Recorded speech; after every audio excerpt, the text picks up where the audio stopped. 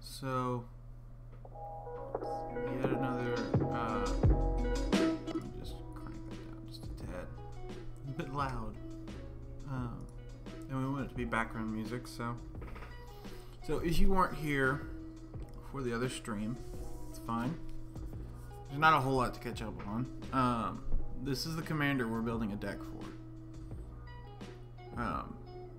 So a lot of what we're looking for in cards is either auras or enchantment or equipments, so that we can keep bringing them back.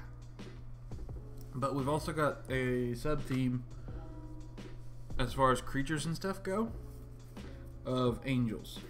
Now, what we ended with last time was we found a couple of really strong legendary creatures.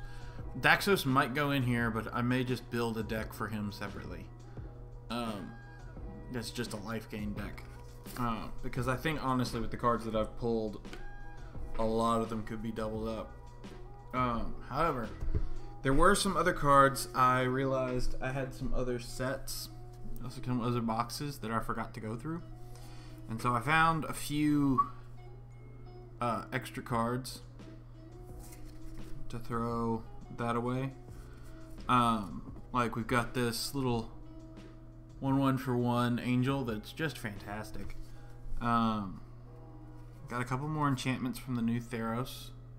It's just a +1/+2 that's got flash, and then +1/+1 and vigilance with an escape, so we can keep getting that one back no matter what. Another aura and equipment.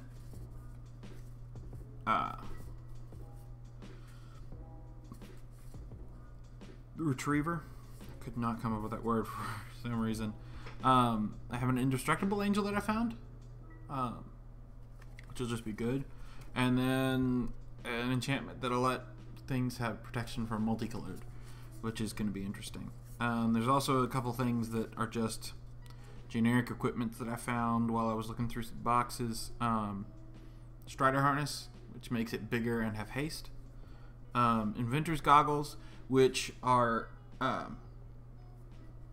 our commander is an artificer, so if we play these like turn 1 or something, and then whenever we play our commander on like turn 5 or so, then we'll be able to just smack the goggles right onto our commander, and then it'll make it even better. Just a +2/+0. It's not a whole lot of big things. Another +2/+0 that might get dropped because there's going to be quite a few cuts that'll be had to made, because this is just the white cards and a couple of multicolored. I think I might pull out the multicolored stuff that's thrown in the middle of this, just to make sure there's a, like, if there are some cards that it'll help me later on if I have to decide, okay, how many cards are we keeping of certain colors, or how many lands do I need. So we'll set these white cards off to the side. That was what we dealt with last time, and so I feel confident that we won't have to go through more white cards, because we have a good number. However, now,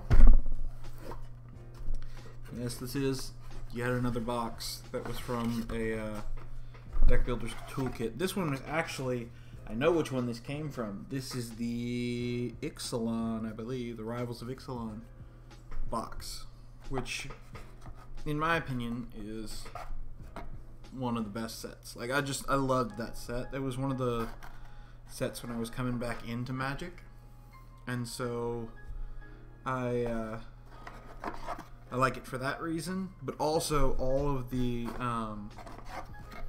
tribal decks you could build with the Rivals of Ixalan stuff were just a ton of fun. Like, my first commander deck I ever built, still have it, is a It's a Gishath deck, which is a giant dinosaur, and it's all built around other giant dinosaurs. So it's a good time. He takes forever to get out, but yeah, sometimes you got to do it with Commander. I found a lot, especially since I have been making decks recently. I've been trying to make ones with cheaper commanders, just because I tend to play ones that are just large, and so they take forever to get out. And by that time, I'm either already winning pretty well, or I'm not. Usually, the case is that I'm not. So I feel like with our white cards that we got last time, a lot of what we have are large angels that are going to cost a whole lot. Every once in a while we'll get an oddball where it's a 1/1 for 1 angel or something like that. I think that's what we're going to end up doing, is we're going to go angels on the white side. I don't remember if there's really any angels in the red side of things, but I think what our red side is going to end up being is there are going to be some spells that are for our some damage output. We may not use dual shot necessarily, but those kinds of spells like flame lash, that kind of thing. We're gonna use our we're gonna get our red removal going, and it's gonna be red removal, and then also some cheaper stuff, because our cheaper stuff is in need of help. So I'll throw Tarfire in there. Tarfire is one of those. It's got. This was before, or it was sometime when I wasn't playing it necessarily. This tribal, there's a tribal instance and stuff. Like some of the spells and things are tribal, even though they're not like creature bait. Like they're not specifically like, you don't have to use Tarfire with goblins, which is what that is tribal with, but it's a shock is basically what it is.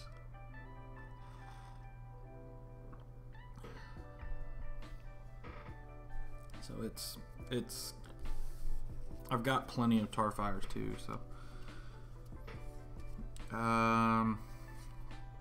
let's see, we're looking for some cheaper spells to get us some burst damage. Bolt of Keranos is gonna be a lightning bolt, but with a scry on top, which isn't too bad. We could also go with a Scorching Dragonfire instead, if we don't really care too much about the scry. I'll have to decide that later. I'm hitting a bunch of my goblin cards because I recently built a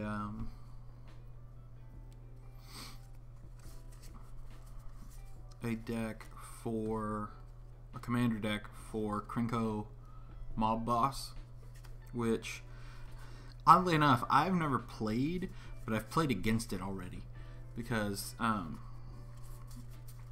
my younger brother and I were testing my deck, some of my new commander decks, and I knew he would want to try that one, so I let him use that one, and he crushed me with it. But I was using a little bit slower deck than that one, so it didn't go super well.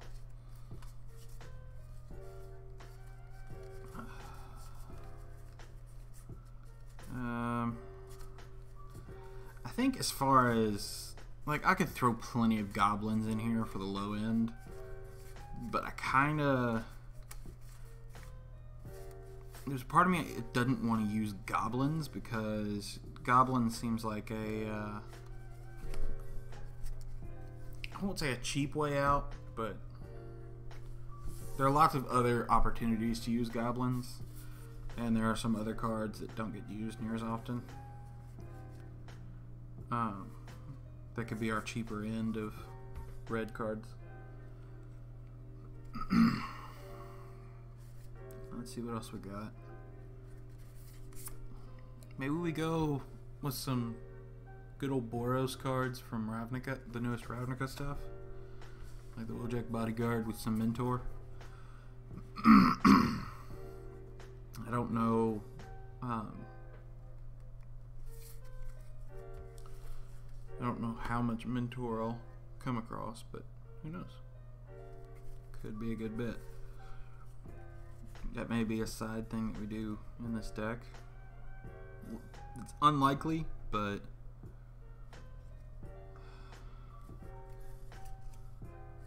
so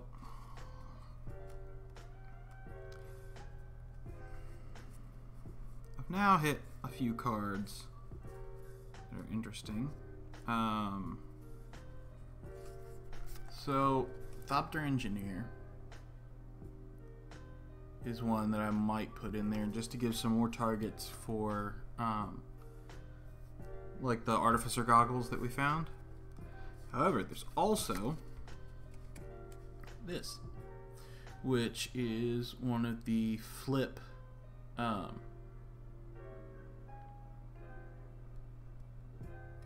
Planeswalkers. So it's Chandra, Fire of Kaladesh, and whenever you cast a red spell, you untap Chandra. And when Chandra has dealt 3 or more damage in a turn off of her ping ability, you exile her, then return her to the battlefield, transformed into Chandra Roaring Flame, which just deals damage to player, damage to creature, or damage to each opponent. And then each player dealt damage gets an emblem that deals damage to them on each of their upkeeps. That one may not be a card that I use in this deck, but that could also be another interesting, like, I think you can use the flip Planeswalkers as commanders. We need to look that up, but if you can, that would be a really cool one. I would love to put this in there, but I cannot justify it. This is one of the big dinos that's in my Gishath deck. Itali Primal Storm. It's just so good. But he's expensive, and our red is gonna be our cheaper stuff.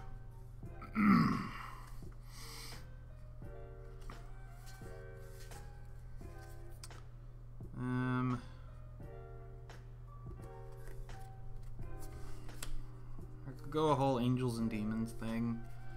Havoc Devils, it's a 4/3 with trample.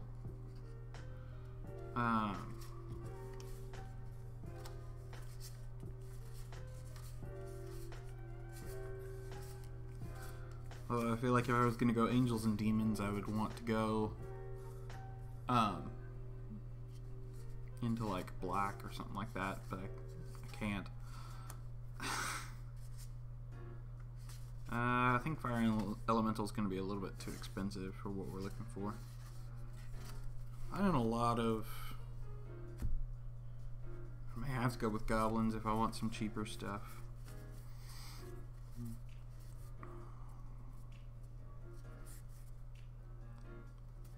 Yeah, that one's alright. The Anaki Ogre. It's just a 4/2 for 3. It's fine.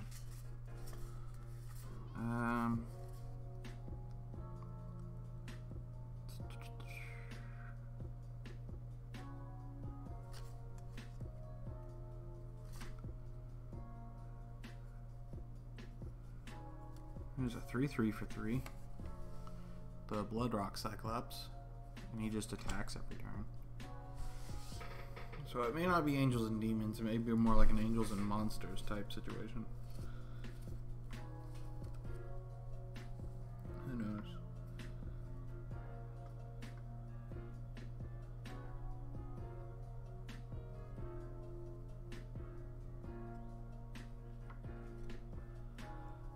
I'm also not finding many of my red auras.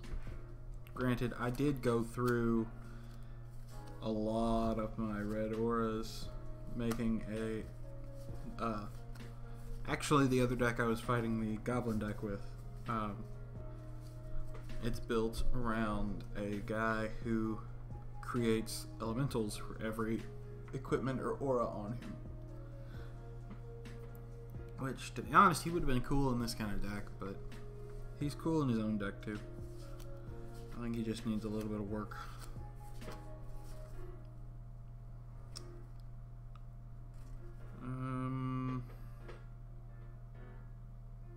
I'll think about this one. Volshock Berserker. He's a little expensive. He's just a 3/2 for 4, but he also has haste. Probably not going to make the cut, but there's still chances. That one will be fine. It's a 1/1 for 1 that I can fire breathe for a turn. Which, by the way, there are certain cards that get referenced as like the abilities and things. Actually, a very good example, because it's just sitting right here for whatever reason, is this one. So, Millstone was an older card. I've got a couple of these in different places. One of them is in a specific type of deck, a mill deck. And the term milling, which is now officially a keyword in Magic the Gathering, came from Millstone, from what I've heard. So it's kind of neat. Fire breathing is the same thing. I actually have fire breathing, I believe, in that other deck I was talking about. Like the aura fire breathing. It basically has this effect where you can spend mana each turn to power up your creature for the turn, but it you can do it without having to tap a whole bunch of times. This one's also a cool one. They're just kind of neat. A lightning diadem. It does a shock off the bat, and then it gives +2/+2. It might make the cut. I don't know. Hope it makes the cut.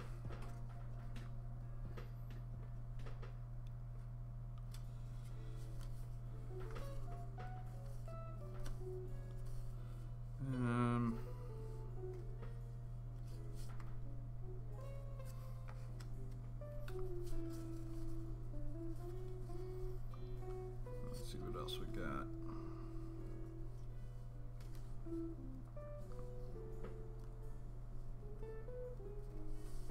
Inferno Fist is interesting. Gives +2/+0, and you can sacrifice it and pay a red to shock something on a later turn. It's interesting.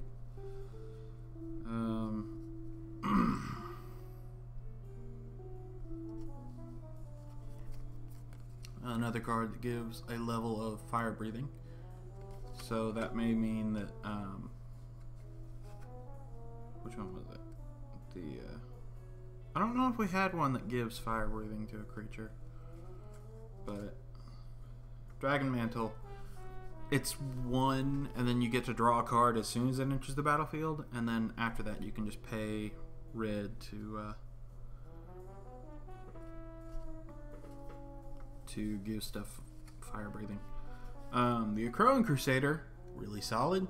It's cheap and it has heroic, which means that every time we target it with something like an enchantment, then we get to make little red soldiers. So that's cool. Let's see what else we got.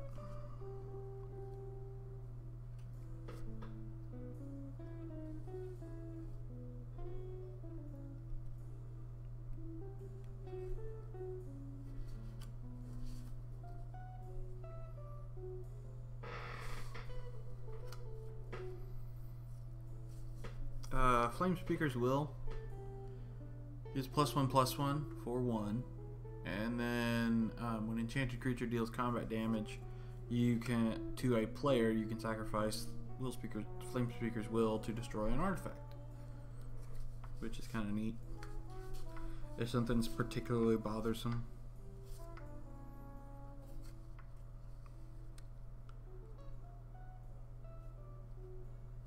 So this is a weird one. It's a 2/3 for 3 with Forest Walk, which basically means that if our opponent has a forest, means that we can just attack straight through. It can't be blocked unless something else I think has Forest Walk, something like that. But yeah, could be neat.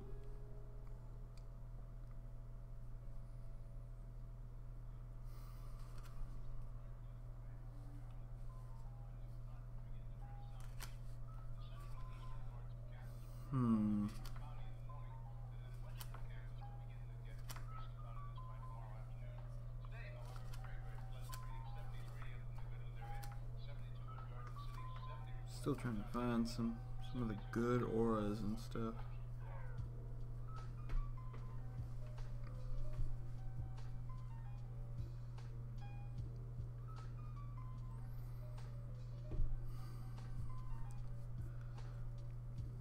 So I found a couple interesting ones actually. So first of all, there's Crusher Zendikon, which makes one of our lands a 4/2 beast that is still a land if we need it to be. And when the enchanted land is put into the graveyard, like if it's killed, the land goes back to our hand. Of course, with our commander, that happens with the with this aura too, if we want it to. The other one gives +2/+1 and menace for 2. So that's pretty solid.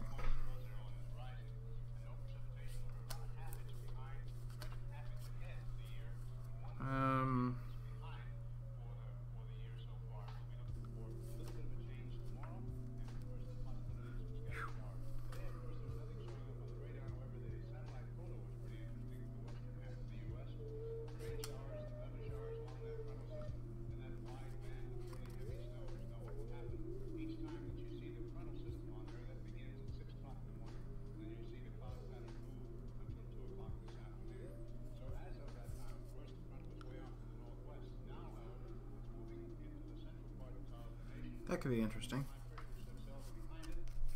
So there's a Ruinous Gremlin, which lets you, it's a 1/1 for 1, so it's another cheap one. And we can sacrifice that and pay 3, at least 1 red, to destroy a target artifact.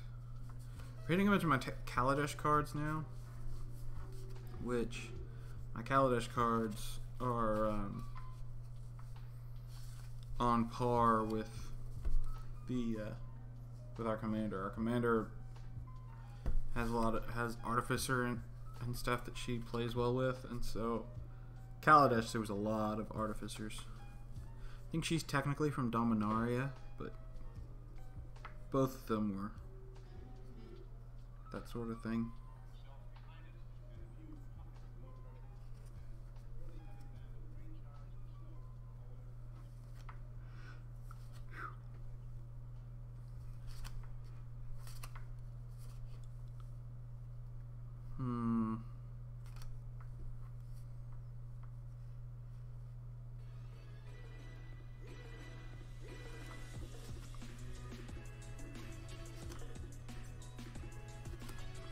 There are certain cards that make me want to play other types of decks. Like this one, I have looked at this card multiple times and thought, man, I need to play a giant deck. Because when it comes into play, it deals damage equal to the number of giants you control to each non-giant creature. I really want to make a giant tribal deck at some point, but that's going to take a while.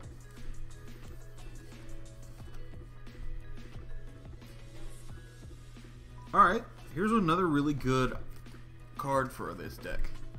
The Champion of the Flame. It gets +2/+2 for each aura or enchantment attached to it, and it's a 1/1 with trample for 2. So yeah, that one's almost certainly going to go in.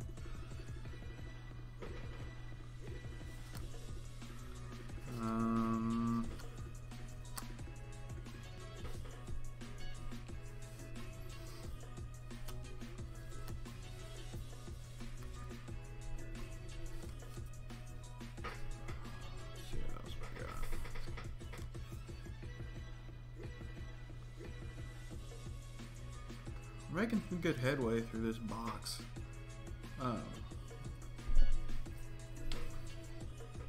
There will be a few more to go through, like the box we went through yesterday with the white cards in it. Part of one of the boxes, part of it is red cards. This one's interesting. I don't know if it'll make the cut or not, but it's kind of weird. When it comes into play, it deals 2 damage to the enchanted creature, and at the beginning of my upkeep, it deals 4. So we equip it to something big and just deal lots of damage, or we the weird thing is,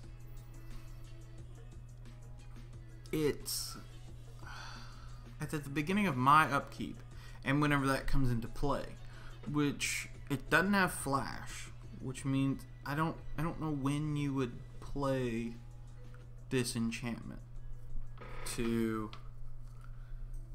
have it be the most viable. It seems like an odd card to me.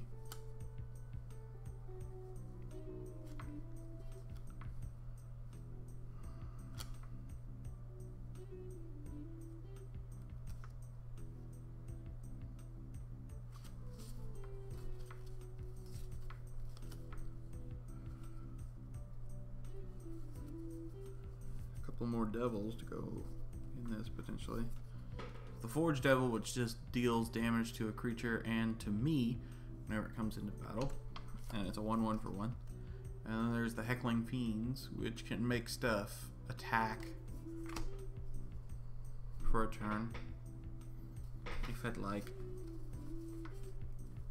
If I have plans, especially with a white deck that has a lot of removal that's based on attacking or blocking creatures, I can make something attack and then I can remove it, so that could be really good.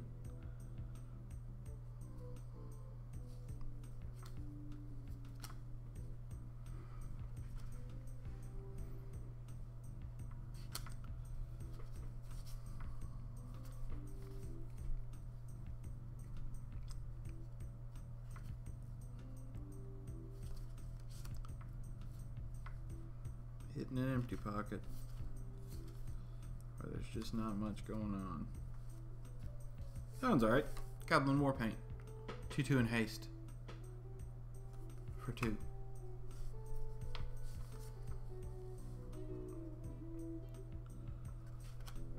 Hey, there it is. Fire breathing. So I don't know if it'll go in the deck or not. I think we've got some other cards that are better fire breathing deck. Better fire breathing cards, but like Dragon Mantle I think is one of them.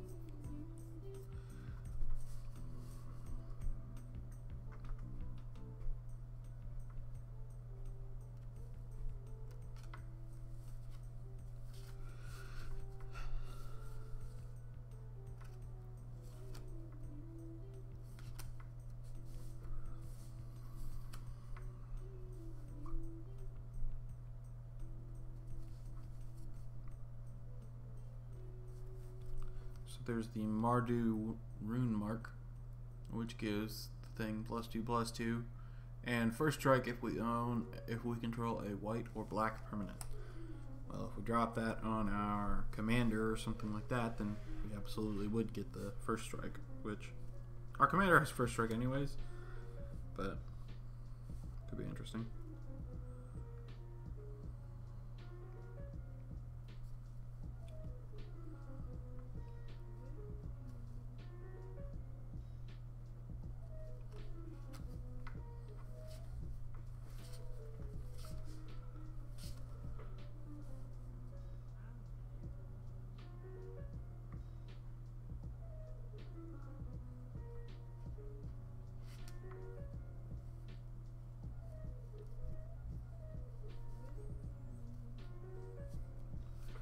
So, I don't think I have one in this deck. Satyr Hoplite. It's another heroic red card. It gets +1/+1 every time something targets it. Or whenever I cast a spell that targets it.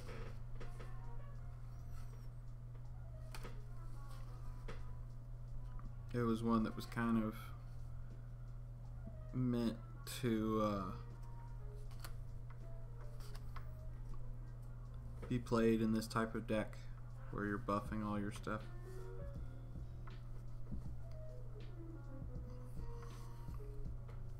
There's a sigiled skink, which just whenever it attacks I scry one. Could be good. And it's a 2/1 for 2.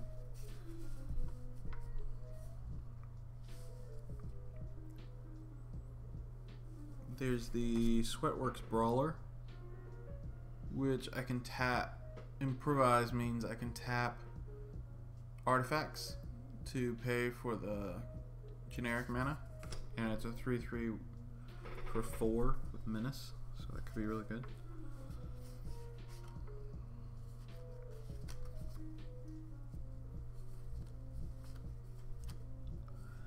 I'm trying to be a little more particular about the cards that I'm picking out for red because I feel like I didn't do that as much with the white cards, and I feel like I'm gonna have to go through a lot of the white cards.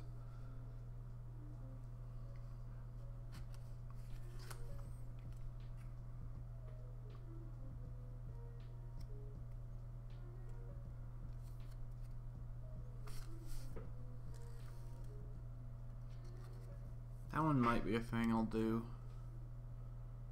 because Reckless Rage, it's a 1 mana for 4 damage. It might still be worth it. Same way that like a Plague Crafter or something can be worth it.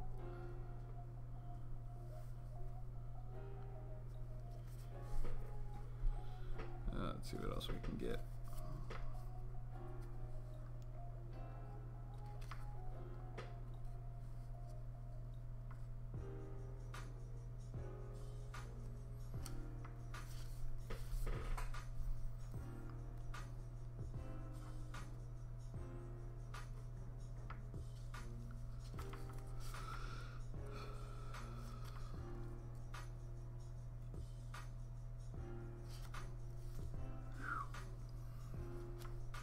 Not a whole lot of anything going on.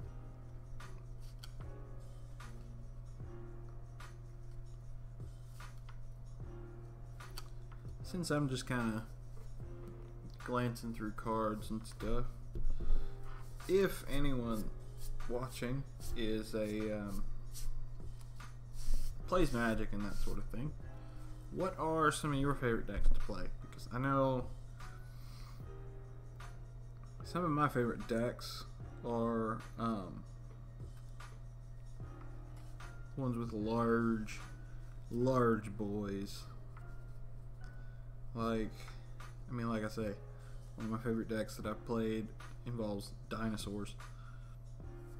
So if that gives you any sort of idea about how I do. I'm trying to think decks in particular. There's Gishath, which is fun, but I don't know if I've ever won a game with. One of them I made recently is a an Omnath elemental deck, and it's Omnath.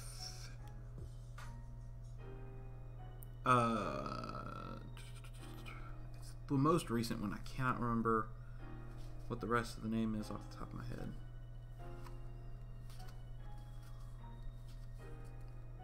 It was like Omnath the Roiling Storm or something like that.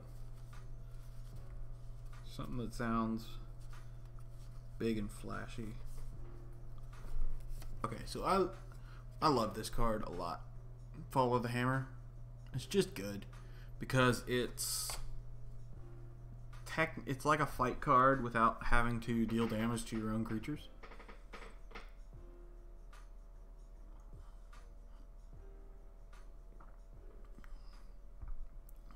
And if you're running a deck that is large, then you can just basically have one of your creatures bite into some other creature and get rid of it.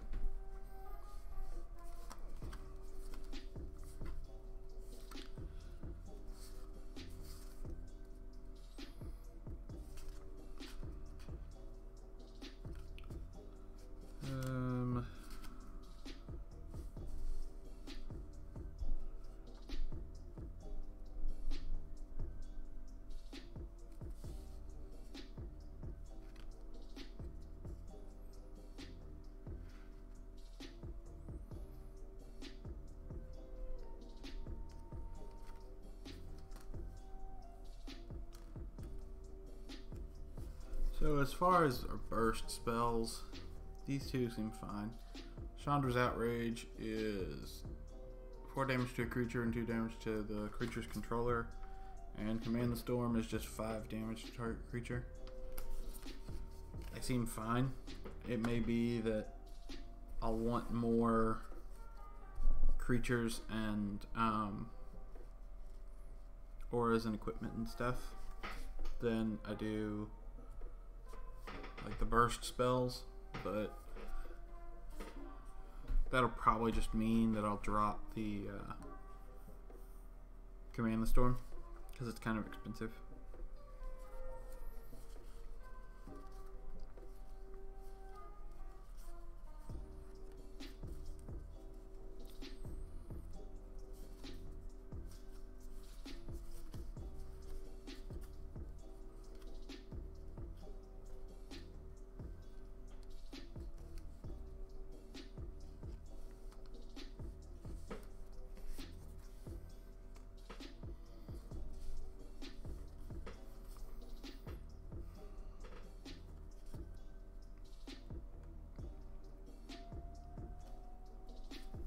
There is another deck that I've played and I built fairly recently.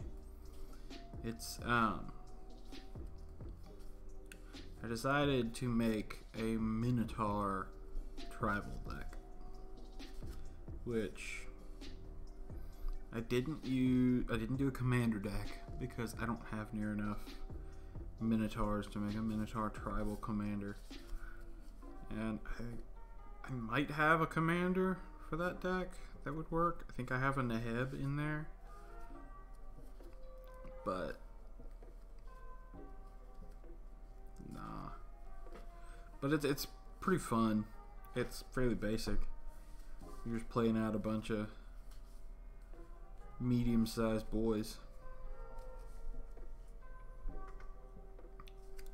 We'll throw a Reckless Fireweaver in there. He's got pretty good defensive capabilities if I need to, and if I throw down some of my equipment, he can burst out a little bit of damage. Especially if I play more than just one player. Especially if I play more than just 1v1 commander. It's usually what I end up doing, just because I don't know enough people that play commander. But it'll be alright.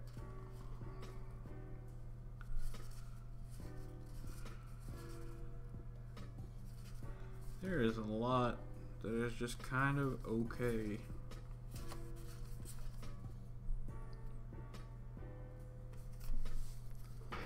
Alright, that's that whole box gone through now. Yeah, that wasn't too bad. I'm gonna just put this away so that it's out of my way. We got a good pile going for red. I feel a lot better about that pile for red. So there are a couple more boxes to look through for that, but we'll also have to look for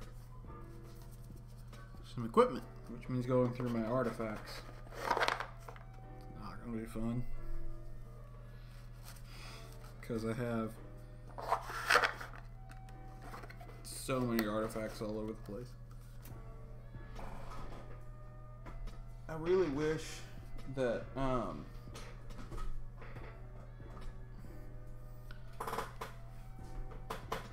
my artifacts were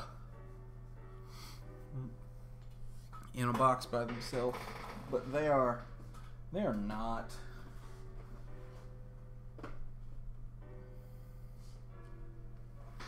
I'm trying to remember. I think I went through the artifacts in these boxes, but I didn't go through the red ones because these are the boxes that I forgot to look through for the white stuff, and I just pulled just so that it was done. And it's got some fun cards in there. There's not near as many red cards in this box, so it shouldn't take near as long. We've just got 2 or 3 piles, actually about as much as we have of white cards to go through, and that other, or to go back through. The biggest problem is going to be there are a lot of cards. This was the first place I went through looking for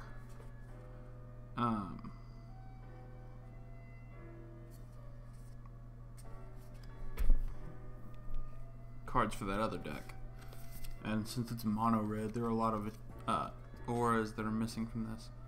This seems like something we might consider. Don't know. Still trying to decide exactly what we're going to do with our red side of things.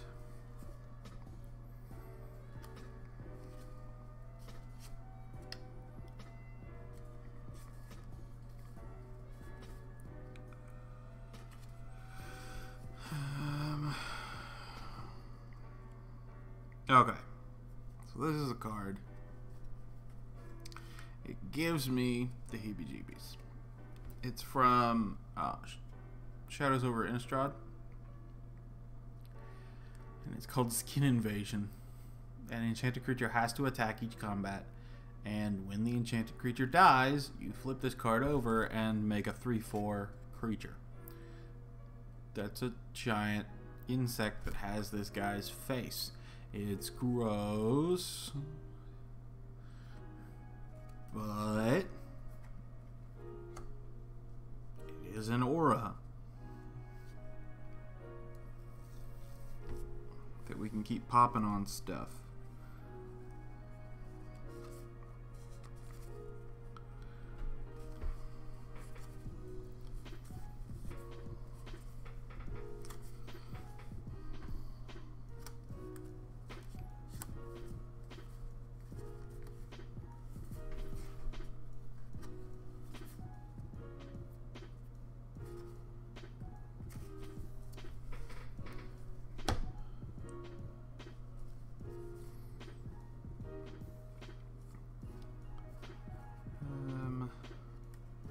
There's a Scalding Devil, which we can do some burst damage for 3 mana if we really need to.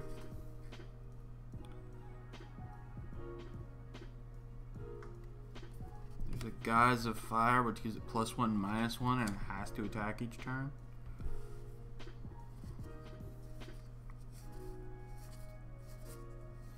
So that may be something we drop on their stuff, or maybe something we drop on our stuff. Who knows?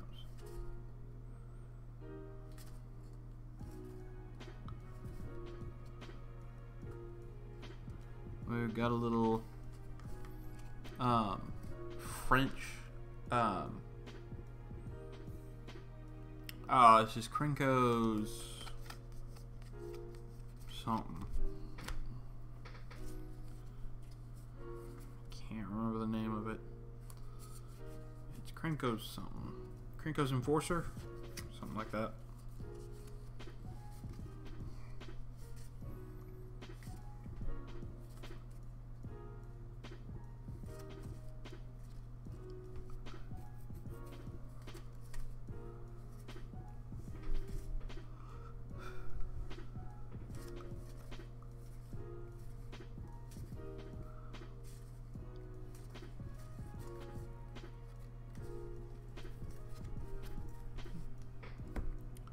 Not getting near as many cards out of this, but it's kind of what I was expecting.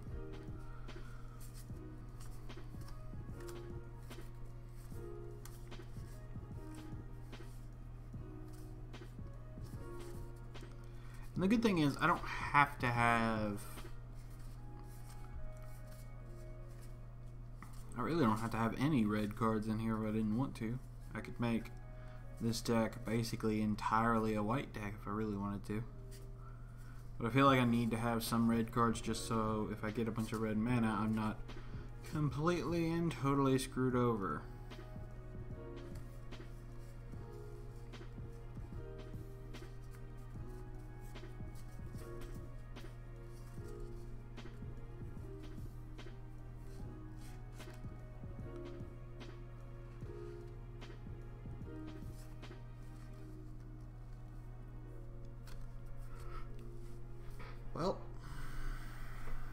That was all the red cards from that box.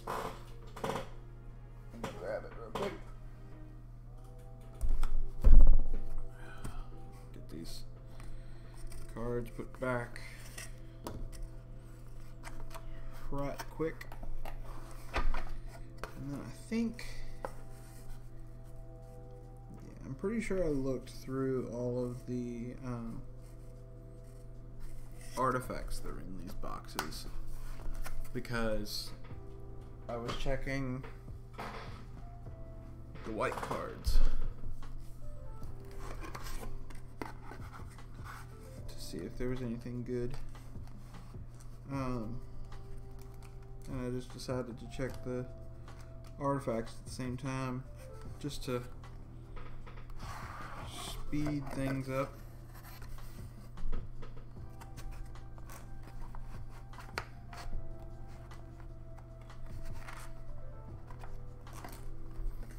So there's a couple that or there's at least one that I can see off the top of the deck. Aspect of Manticore. It gives it first strike for the turn and +2/+0 until the card goes away. But it also has flash, so could be useful.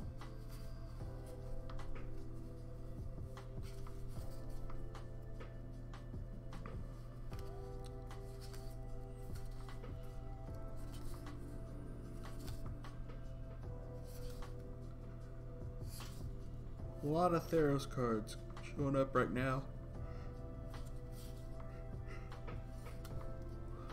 And now we moved on to the Ravnica things. And these are all newer ones for whatever reason.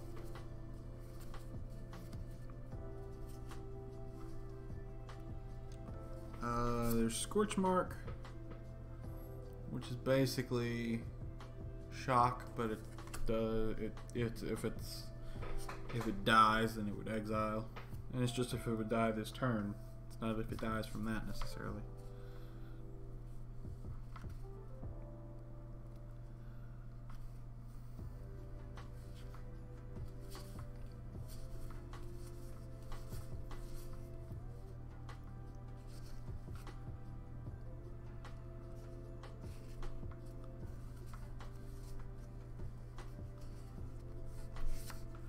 Throw an Omen of the Forge in there,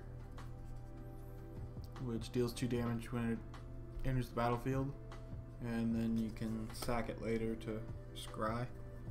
And with some of our cards, like some of our little Dude Man Bros, we can put out there. Those kinds of cards will be able to come back, because we have some enchantment recursion.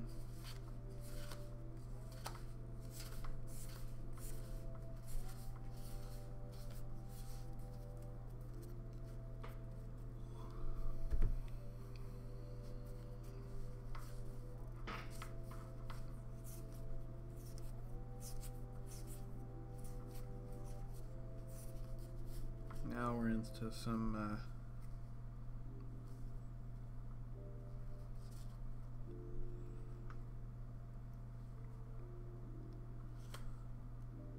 Shadow of Innistrad type stuff.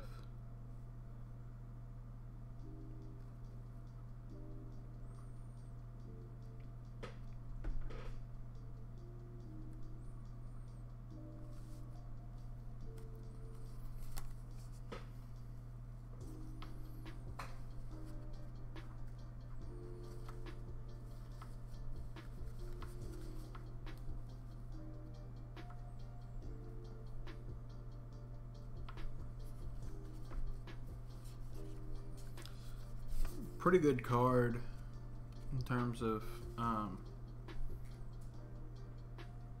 your red burst damage, because it's basically a shock, and if you pay that little extra, you can decide to shoot 2 little things if you need to. I don't think it'll go in this deck just because we got quite a bit of that kind of stuff at this point, but it's always good to know where that kind of stuff is. Jaya's Greeting. 3 and then a Scry for 2. Seems good.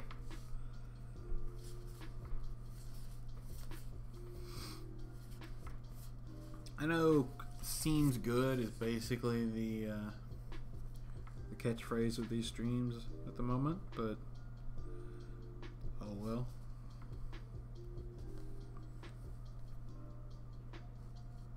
Well, I did say probably not going to put Chandra's Pyrohelix in there, but I just found a second one, so we'll put it in the pile for the moment. Why not? What do we have to lose?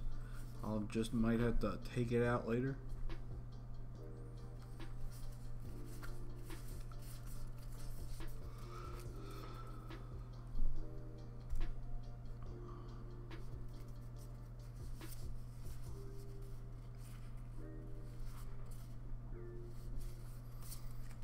There's Sarkon's Catharsis, which basically is a lava axe,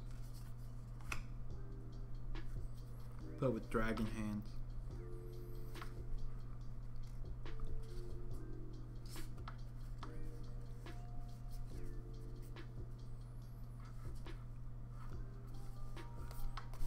There's a Hulking Devil. He's a 5/2 for 4. Put him in the stack, just in case.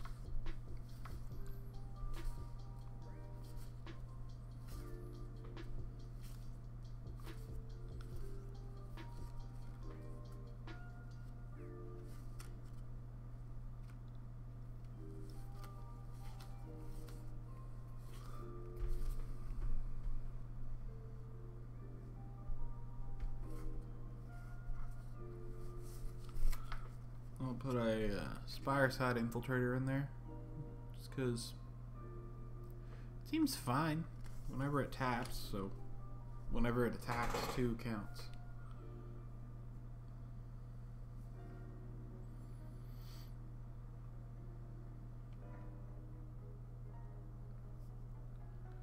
So we'll see how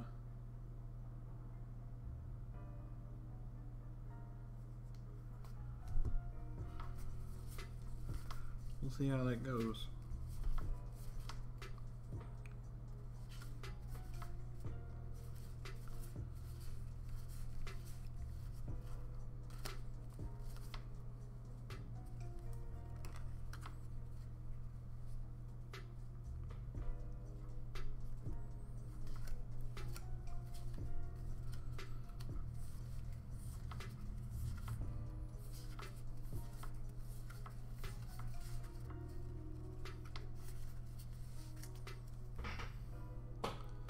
Alright, so that's all the red cards out of that box.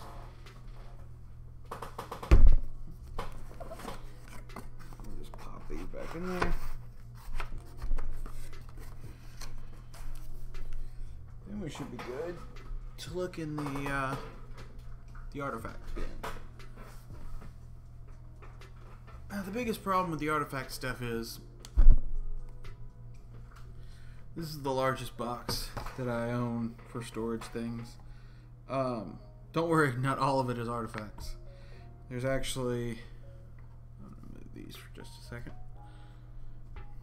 There's 3 rows of cards, and this little stopper back is artifacts.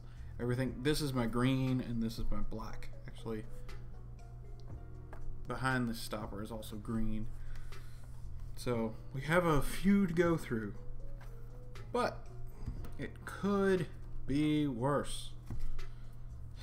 And it will be worse when we have to make this freaking Joda deck that I'm considering making.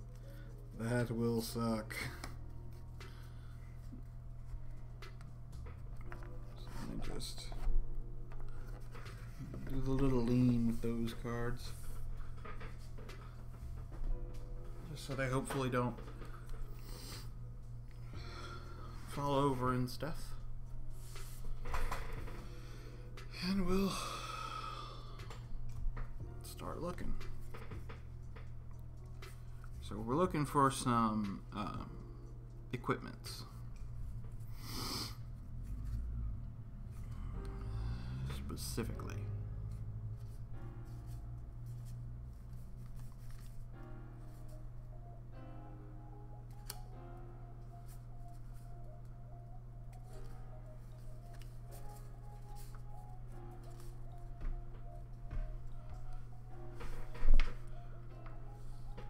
Glaive of the Guild Packs, the first one I'm really seeing. There was a Marauder's Axe, but we've already got that in the pile.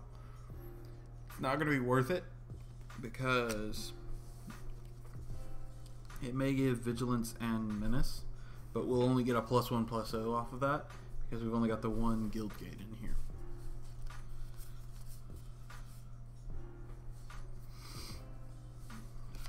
Short Sword could be an easy include just because of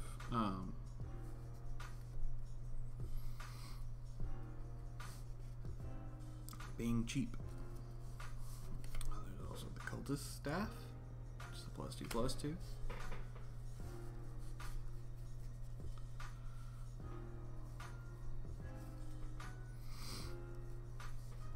There's the Spider Silk Net, which is free, but it costs 2 to equip.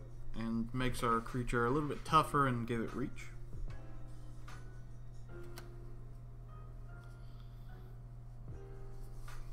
There's the Shield of the Realm, which doesn't make it, sort of makes it tougher in a weirder way. Just prevents some damage that would go to it.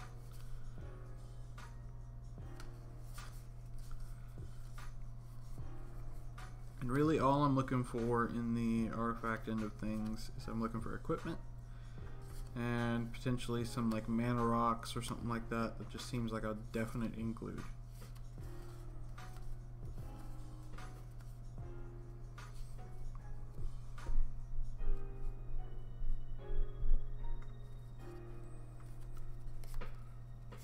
So Prying Blade seems interesting. I don't know if it'll go in this deck or not. I've got a treasure-based pirate deck that I might end up throwing that in because I have oh, what's it called?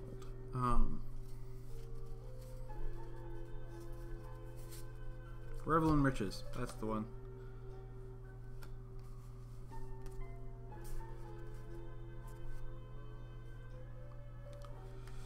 So, like I say, we're doing equipment and cards that seem like just includes for good reasons. So there's Fleet Feather Sandals, which is pretty good equipment, gives it flying and haste. And the Traveler's Amulet, which lets us go look for a basic land if we're needing one. And that could be a turn 1 play. So now that we've got that done, on to the next pile.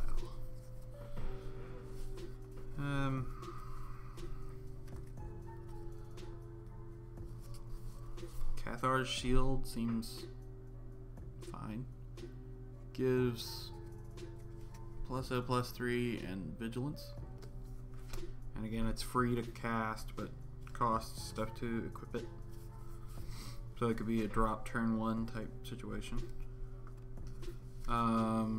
This is an interesting one. I used to use this one in a few decks just because I ended up building a lot of angel decks at one point. But since we have a bunch of humans and angels in this deck, could be a lot of vigilance hits for that one.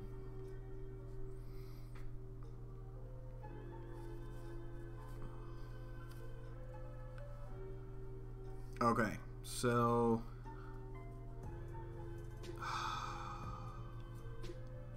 I might have to put this one in just because I love this card, and it is a card I have had for a while. It's actually one of my first cards, I believe. This specific locks it on Warhammer. It's just so good. It's before the card before lifelink was a keyword.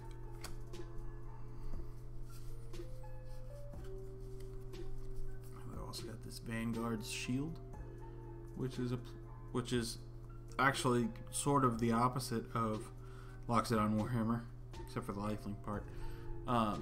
Gives it plus O plus 3, and it can block an additional creature.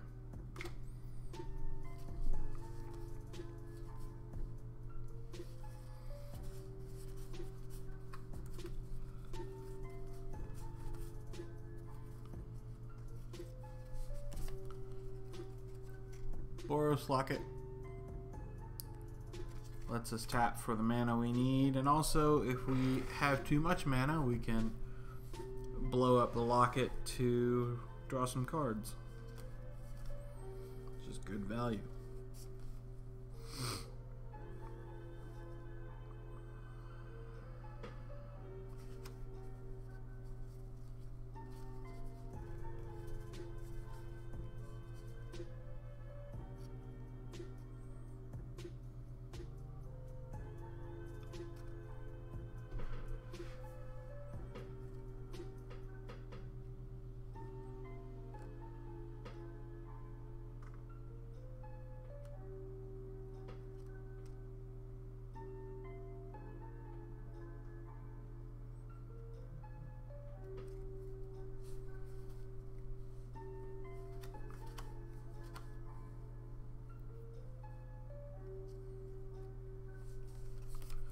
So there's the Scroll of Avacyn, which can draw us a card, and if we have an angel gains its life.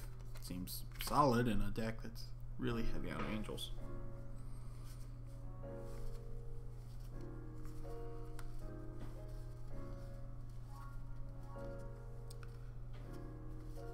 So I think we're gonna probably end up making an angel human type deck, which will mean that some of the cards we pulled today will get pulled out. Bonesaw seems like it has potential.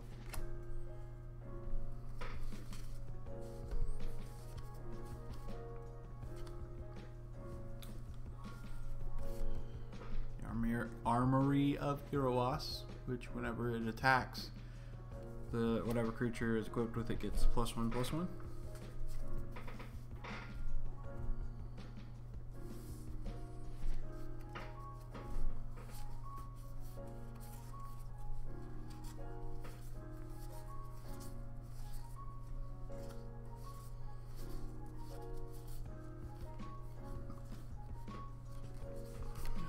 Plated Pinions, flying in first strike.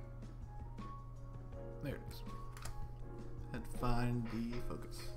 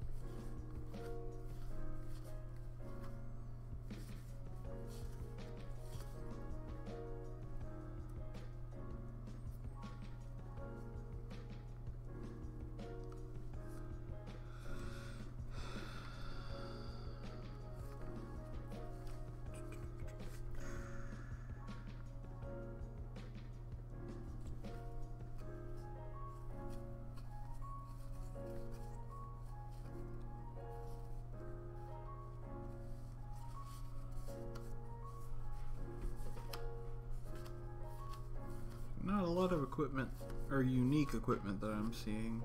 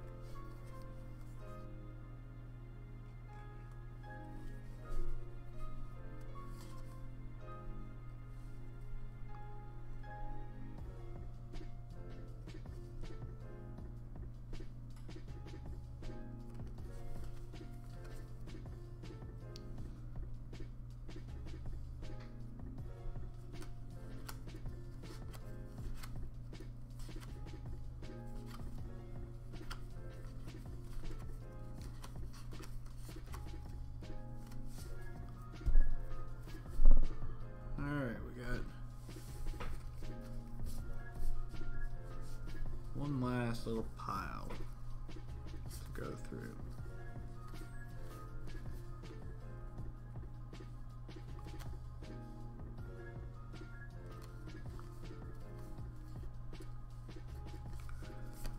Brawler's Plate. +2/+2 in trample.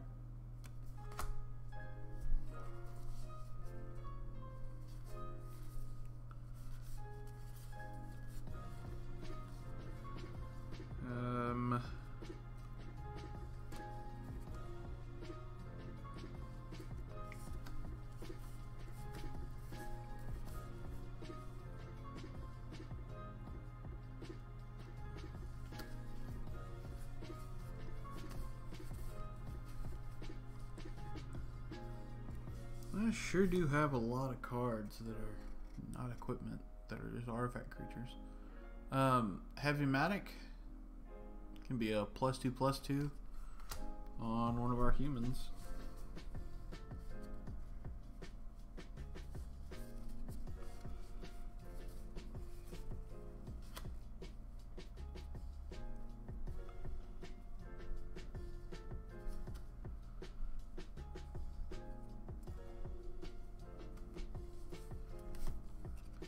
There's Skeleton Key, where creatures can't be blocked by creatures with greater power. It's interesting.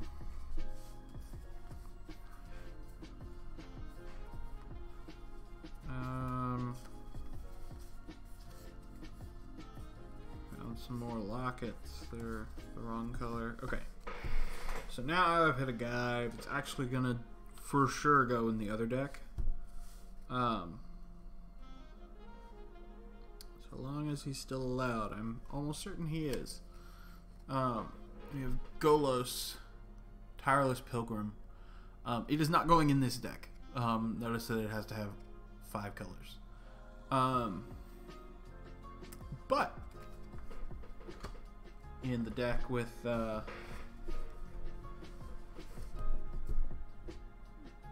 Joda, which is going to be a 5-color deck, that could be really, really tight.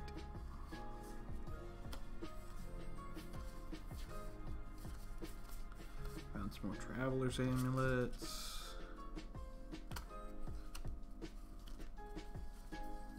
Actually, I tell you what, Manolith is going to go in that deck too while I'm looking through this stuff. I'm kind of keeping both decks in mind for this kind of thing, just in case. One of the definite things that's going to happen in that other deck is it's going to be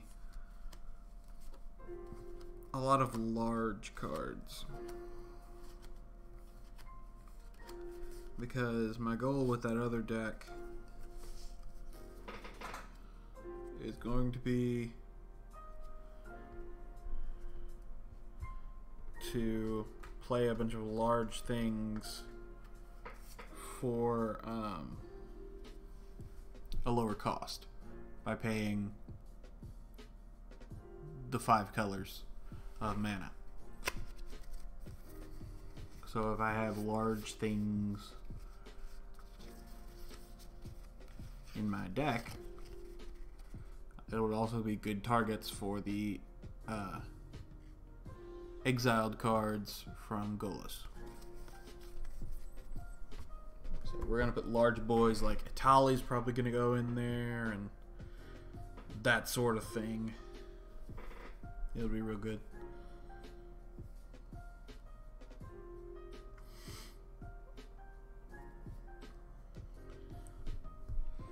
So that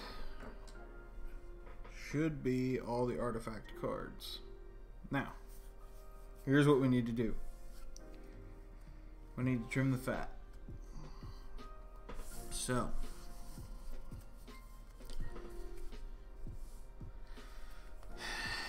there are some cards in here that we probably don't need to include.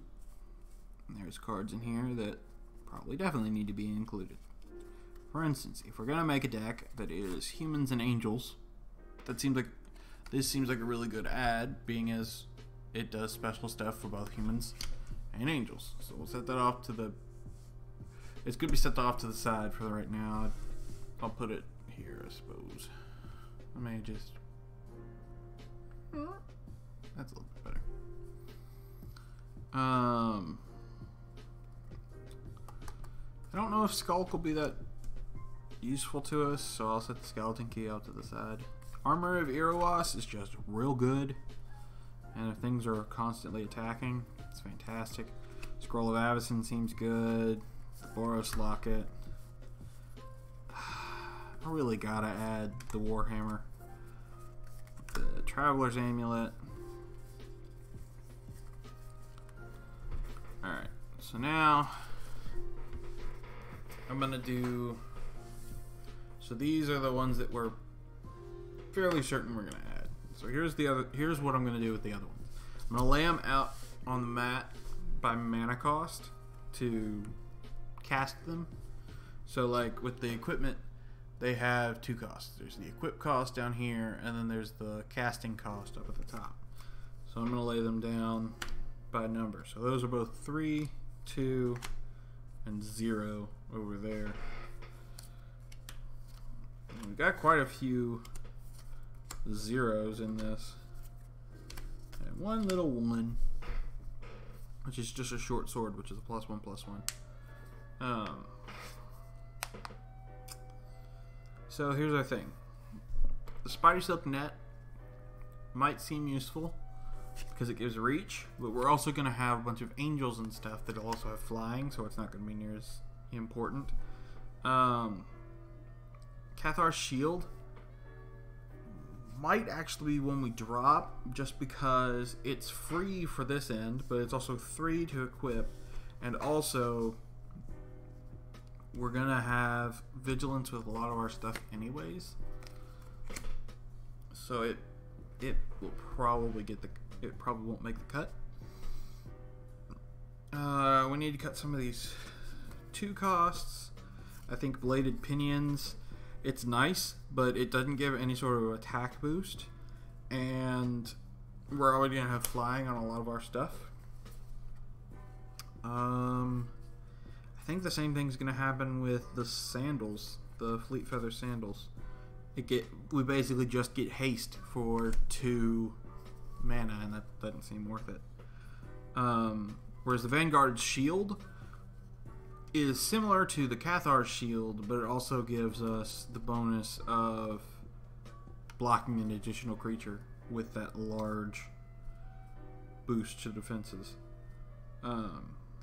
Cultist Staff is just good. Shield of the Realm was interesting. I think it probably stays. Brawler's Plate is just real solid. +2/+2 and trample. And we're going to be summoning lots of large angels and things. So at the very least, if we equip this to our commander, that gives us a 5/5 with trample, first strike, and flying, which can get real gross. This becomes a +2/+2 if we equip it to a human. So if we are going to do this angel human synergy type thing, that could be really cool. The Bonesaw, he is ready according to the first Spider-Man movie. It seems okay. It's a 0 and 1 to equip, gives a little bit of a bonus. I think it'll be good for early game type stuff to boost up some of our smaller things. So we'll put those in this pile, the ones that we're keeping in this, and I'll just drop these other artifacts over in this pile. Now, we're going to sort through our red cards now that we just picked out. So, since we decided, going through our artifacts, that we were going to do humans, that means we can cut out a lot of this stuff. It seems like a lot of... White has got a good bit of humans, but also there's a lot of humans that were in our red stuff. So we're just going to go through real quick, pull out all of the non-human, non-aura cards and set them off to the side. And then also our non-damaging stuff. Like all of our creatures that are non-human we'll set off to the side. And that'll be... So for instance, this one's the Human Rogue, this one's just Devil. It's a solid card, but I need to cut stuff, and that'll make it a little bit easier.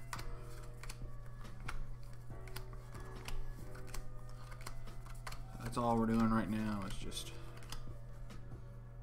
dropping some stuff. I'll set the little lizard boys. This is just gonna go in. I don't care if it's not a human. It's gonna go really well in this deck. So we can sacrifice a little bit of synergy to have that go in. A Fatal Attraction, I think I'm just gonna ditch. I just don't know when it's gonna be as useful. We got little gremlin boy. He's cheap enough and he's on brand. I think it's fine.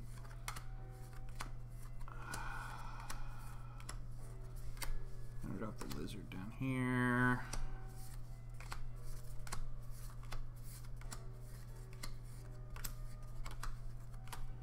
Okay. So now I'm gonna lay out the cards that we know we're keeping. So how many do we have? 1, 2, 3, 4, 5, 6, 7, 8, 9, 10, 11, 12, 13, 14, 15, 16, 17, 18, 19, 20, 21, 22, 23, 24, 25, 26, 27, 28, 29, 30, 31, 32, 33, 37.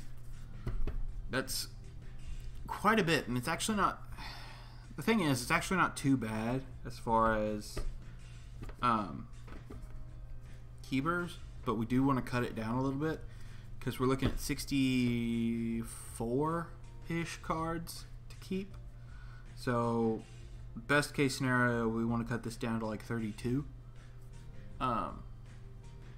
just so we can have, if we want even amounts of red and white in the deck. But something tells me that white is going to be overwhelmingly high in the deck.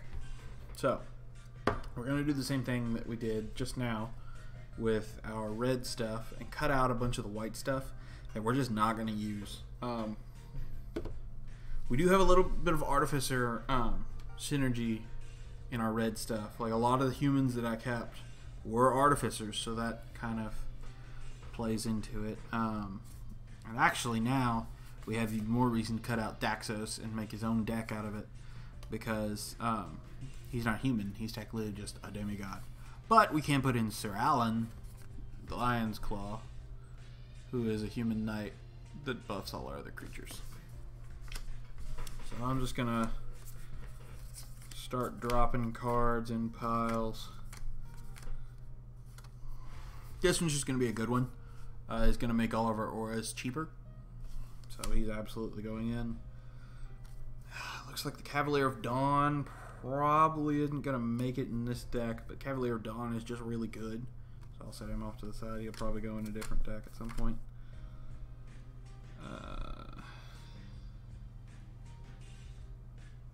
That one's a maybe, because it gets buffs based on it. It gets Vigilance and +1/+1 whenever something's equipped to it. I'll put it in a maybe pile. So we're going to have to dump some of these. Totem Guide Heartbeast, it seems fine, but I don't know if it's worth it just to go looking for an aura when we've got tons of auras in here. That we don't necessarily have to go searching out a specific one. I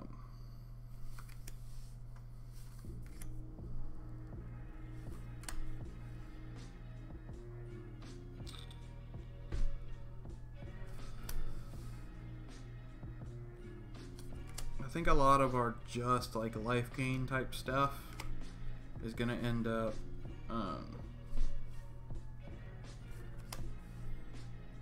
not applying to this.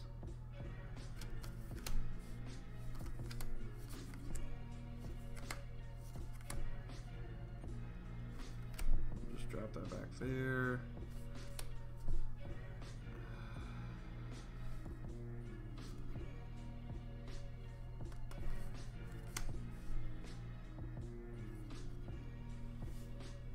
So here's an important one. We have this Mearsmith, and it seems like it would work really well in this deck, but if you look at how many artifacts we have 1, 2, 3, 4, 5, 6, 7, 8, 9, 10, 11, 12, 13. We would get 13 1/1 mirror artifact creature tokens that we're not really going to do much with other than maybe buff.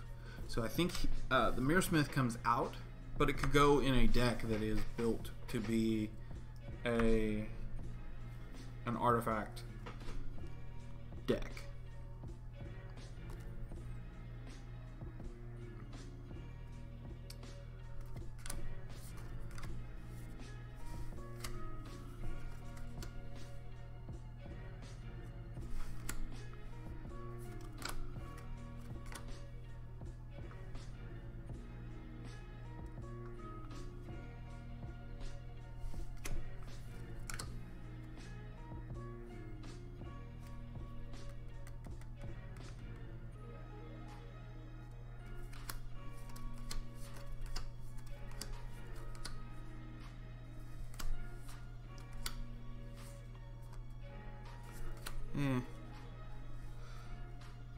There are some cards in this that are just like, there are better versions of.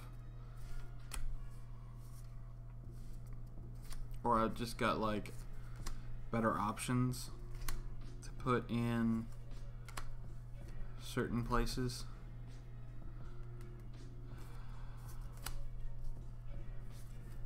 Oop.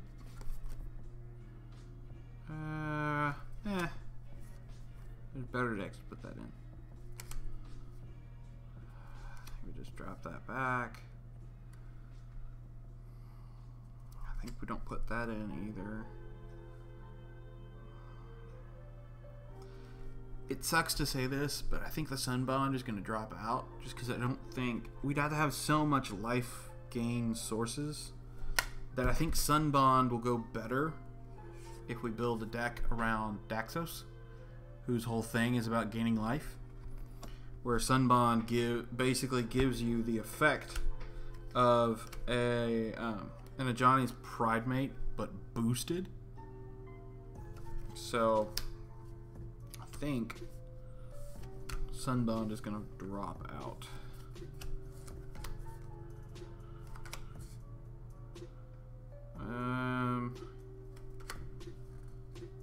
Settle the Wreckage I'll put in there. So we're going to have a few different cards that are going to be redundant in this deck.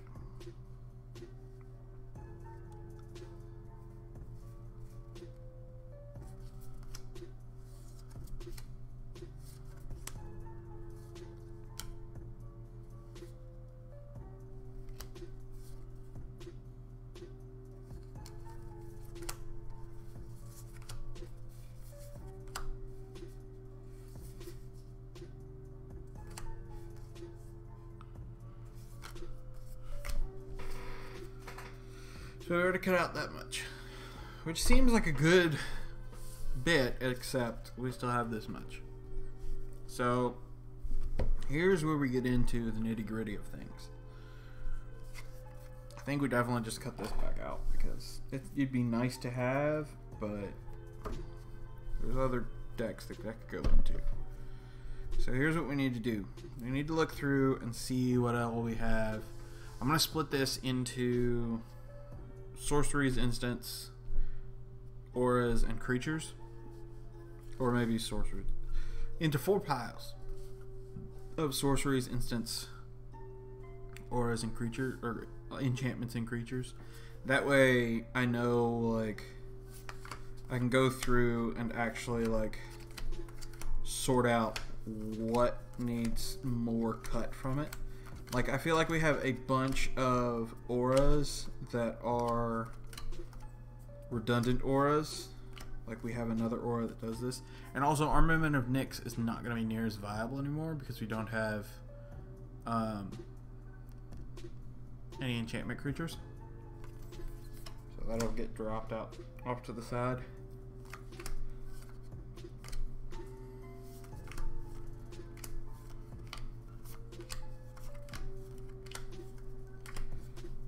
But see, like we've only got 2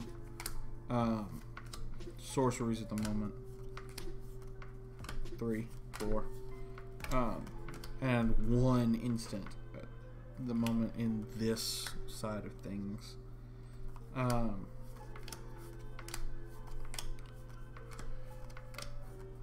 Because a lot of our instants, that one's not going to be necessarily worth it.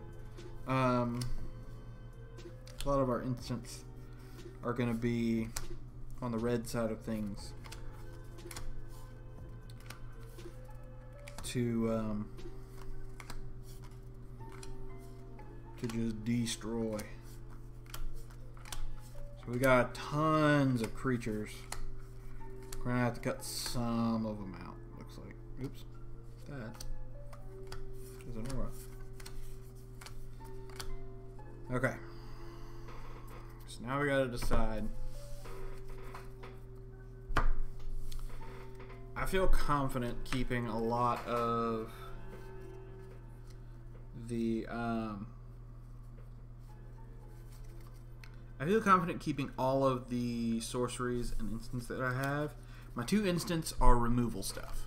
So I have Return to Dust, which will let me either remove 1 or 2 things, depending on when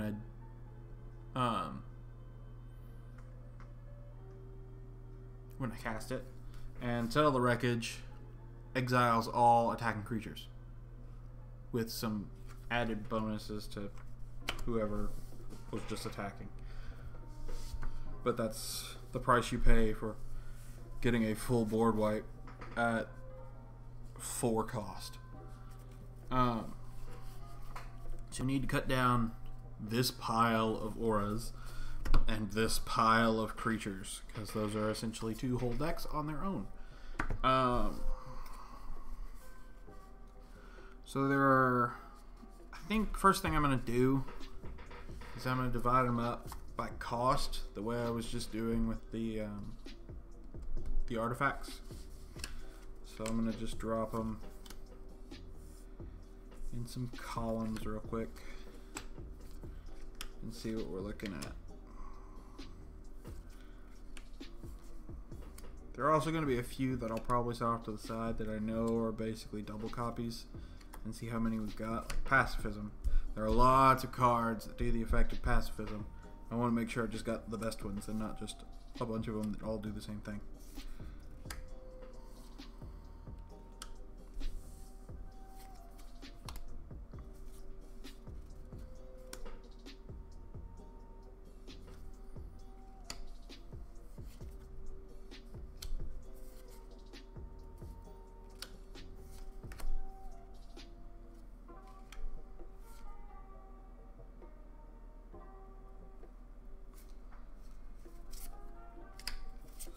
So here's the weird thing. We have 3 of all of these. Luminous Bonds is the most expensive and does the same thing as Pacifism, so it's immediately going to get cut. Compulsory Rest gives them a way to get out of the aura thing, but also in our aura recursion deck that we're running right now, this is more viable to go back to our hands. So I'm thinking Compulsory Rest is going to be a better deal in this specific deck. We'll have more ways to get it back.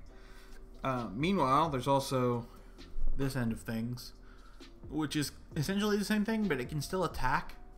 So it doesn't completely shut them down, so it's a little bit different effect.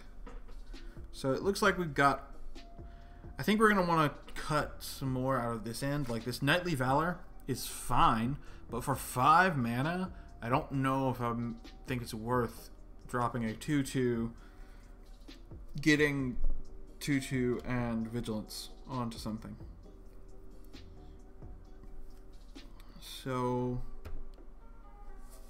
let's look at these higher cost spells.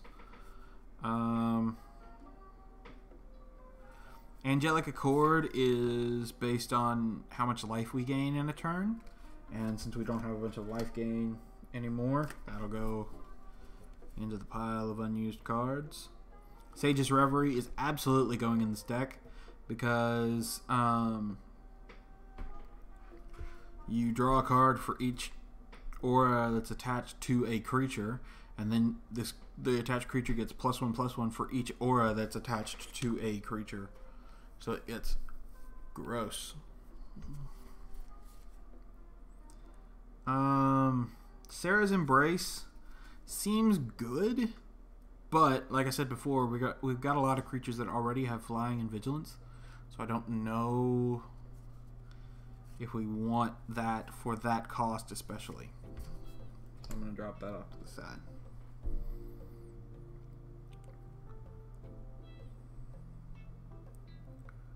Although, actually, if we're going to do anything, Marked by Honor does basically the same thing but without the flying part, and we might get benefit off the flying part, so I think I'm actually going to drop Marked by Honor, and I don't see having 2 whites being a super big issue. Candlelight Vigil seems kind of redundant with our Sarah's Embrace kind of effect. It gives it vigilance and then +3/+2, and that one's probably not going to do too much. And then there's Cast Out, which can give us a way to get rid of it'll be some removal for this deck. So we'll set these off to the side. And actually, I meant to also, this Bound by Moonsilver is a possibility for all of the removal type spells, where like with the compulsory rest and stuff. But I feel like I'm able to move that one around if I really need to, and I could sack like the Bone Saw or something to get that taken care of. Dub, I don't know how I feel about Dub. Gift of Immortality is absolutely going to happen. It's got its own recursion, and if worst case scenario, if I need to bring it back, I can.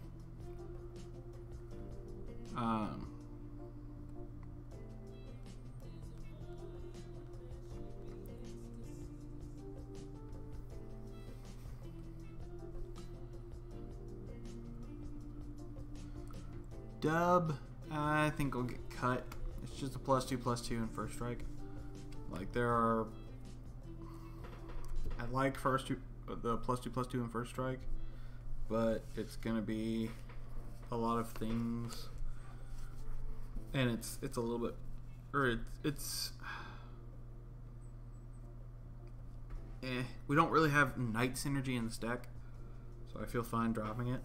Whereas we've got things like Called Serve, which do +1/+2, Flying, and Angel, where we do have Angel synergy in this deck, so I think that'll be alright. Spirit Mantle can make some of our stuff basically unblockable, because protecting from creatures means that it can't be blocked, targeted, or dealt damage by creatures. Which is interesting. It means they have to use like burst spells or something like that. Again, can't attack or block, or it's a buff for one of our creatures.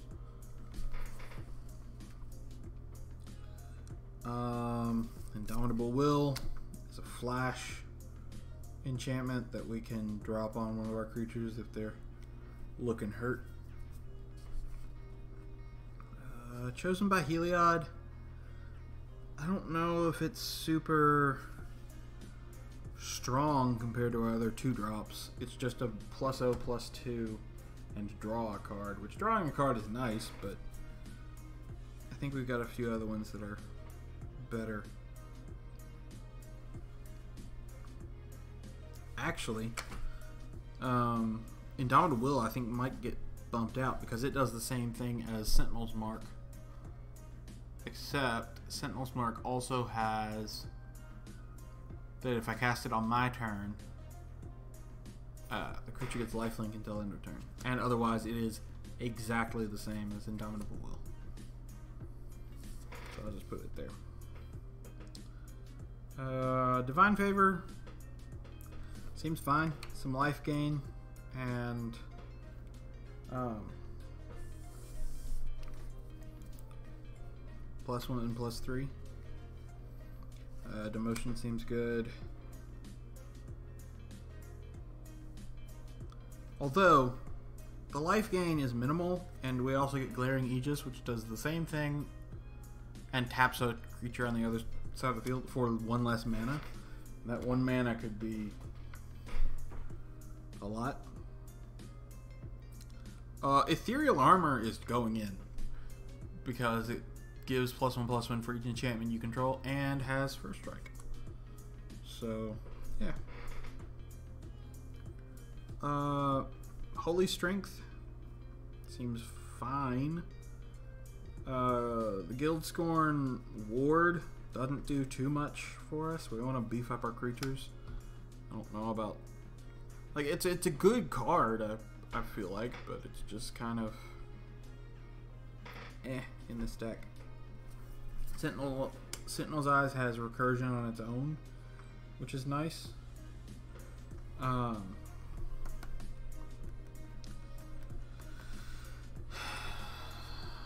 leave Holy Strength for right now because we want lots of targets for aura things because, you know, it's what our deck's built around. But we don't want to have too many things. So how much do we have here? 1, 2, 3, 4, 5, 6, 7, 8, 9, 10, 11, 12, 13, 14, 15, 16, 17, 18, 19, 20, 21, 22, 23. That means a lot of these creatures are going to have to not go in this because there's a ton of them. So here's what I think we're going to do. I'm going to divide them up again. These are going to go humans and... We'll go humans, angels, and other. Because there are a few that I think really do need to go in this deck that are neither human nor angel. But there's also plenty, I feel like, in this deck that... or plenty in this stack that don't have to go in that are human or angel. Giving our other creatures with flying +0/+1 seems solid, but there's also other flying decks we could build that use the Spirit of the Spires, so I'll drop that off to the side. Lagana Band Trailblazer seems good. And especially with some of our other stuff, I think we should hang on to it because it's a 1-drop that will help us. Like I already said, Transcendent Envoy is going in. It makes our auras cheaper. These two are interesting because they're both bestow creatures, but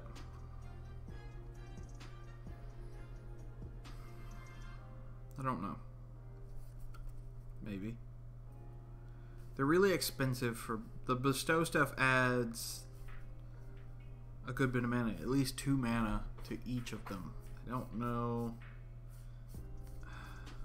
I want to use bestow at some point, but I think I'm going to drop it off to the side for now. So that gives us 2... We need to drop a lot of these. Okay. So the Sunblade Angel is just good. I think what we're going to need to do is going to need to break this down by cost. Which this will mean you'll see what I'm talking about, where like our top end of our deck is going to be ridiculous as far as cost. Because our top end of our deck looks like this right now.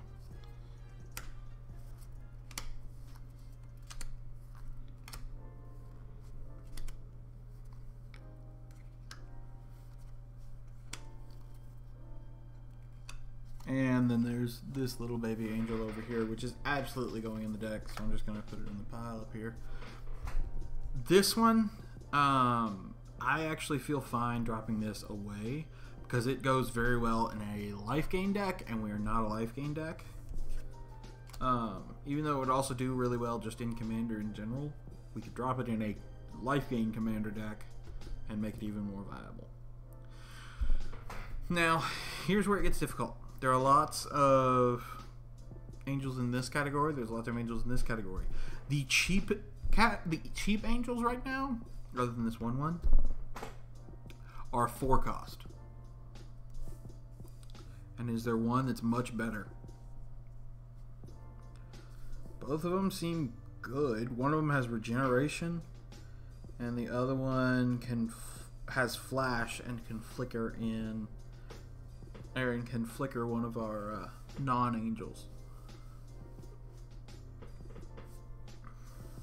Now, I don't know. It's a kind of an expensive regeneration cost. It's basically paying for the creature again.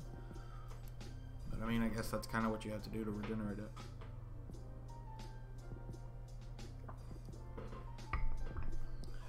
I don't know. We may put both of those in there because it's on the lower end. These two are going to be where it hurts to try to figure out something. Because I would love to put all of them in. I feel like Archangel is cool. Archangel's really cool. But Resolute Archangel is strictly better. This has Vigilance. But we also have quite a few equipments and things that can give Vigilance.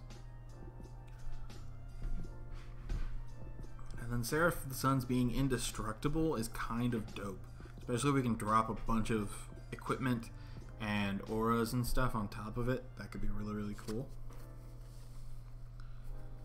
So the Sunblade Angel, I feel like pretty much has to go in. It's 4 different keywords, including First Strike, Vigilance, Lifelink, and Flying. It is just a 3/3, but that could get ridiculous. Aegis Angel makes something else indestructible, which is kind of cool.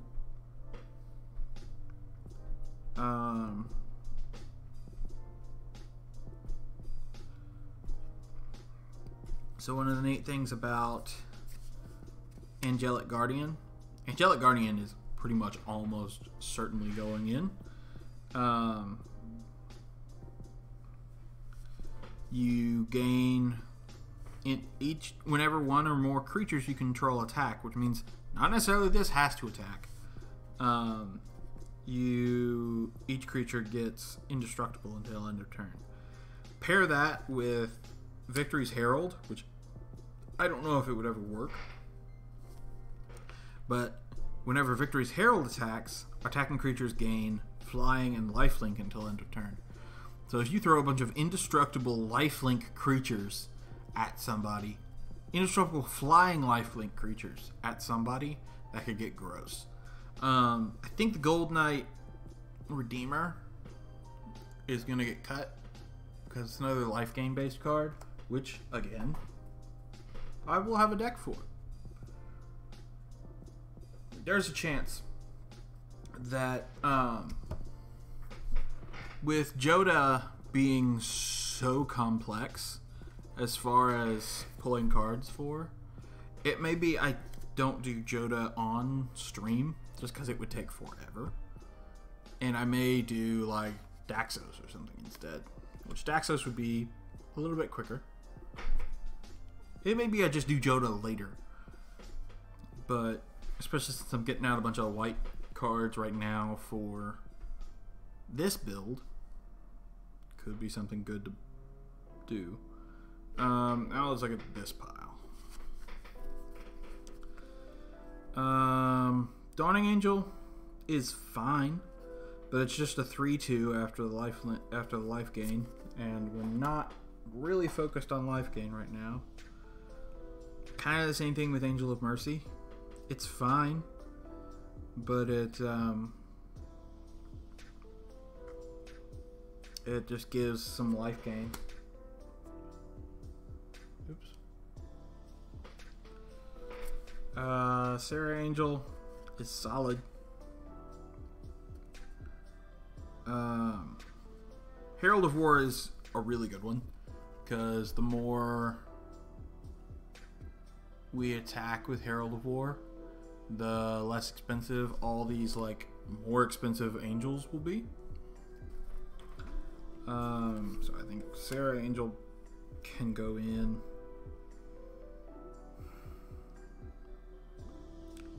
Angel of Dawn could be neat. It's one that I'm kind of willing to drop if I need to, but I don't know. I still got way too many white spells.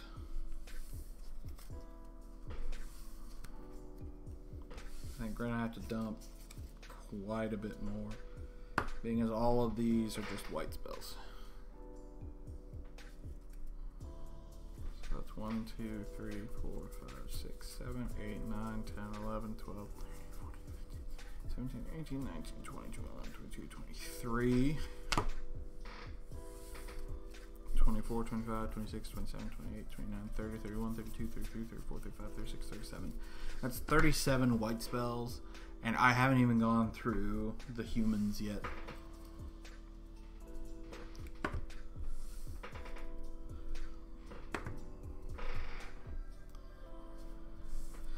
Which there's 1, 2, 3, 4, 5, 6, 7, 8, 9, 10, 11, 12. So that's like 49 or something. Basically just make a white deck out of the TIANA stuff.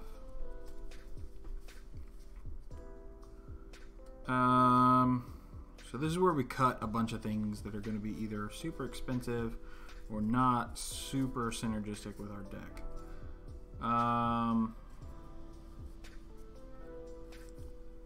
So there's things like Heliod's Pilgrim is going to be good for our deck, and also it's another human, which we have cards that trigger off of. Go search for an aura, which is what that horse did too, but the horse was not a human. Same with the Ironclad Slayer. I think both of those are auto includes. Sir Alan, honestly, I think it's going to get cut because he might be useful, but he may be more useful in like the Daxos deck or something. Oromancer, absolutely going in. Flight of the Equinox, probably not, because it is an 8 cost that has Convoke, which means we can cast it for cheaper, but then we're tapping all of our creatures out that probably have enchantments and stuff on them.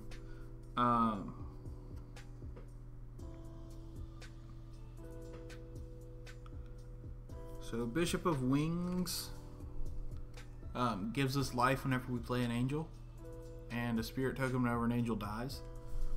Seems good. And he's also, or he or she, they are large on the defense side of things. We got a Human Artificer with flying. It's kind of neat. Parhelion Patrol is fine. I think it just gets cut because it's basically just a human with flying and vigilance. And we could use things like the Akroan Skyguard or the Setessan Battle Priest. Or the Wingsteed Rider. And this one makes our enchantments cost less and gets boosted whenever enchantments die. And we can keep making enchantments die if we do this the right way. Problem is, didn't cut too many. 1, 2, 3, 4, 5, 6, 7, 8, 9. We cut 3. So we've got to cut a lot of stuff. I think Sarah's Embrace goes. It's on the expensive side of things.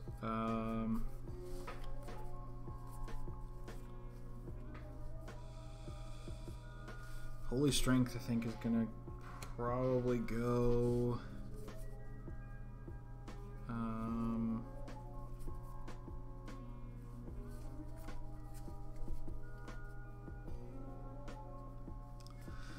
Dawn to Dusk, I don't know if it's worth it in this deck, because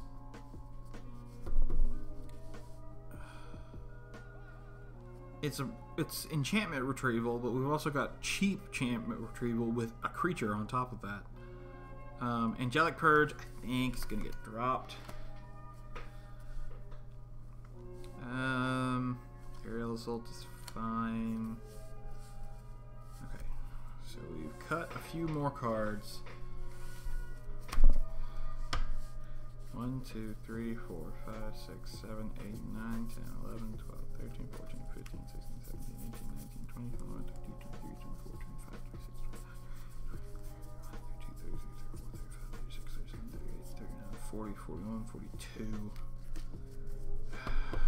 Still need to cut a bunch of cards from this.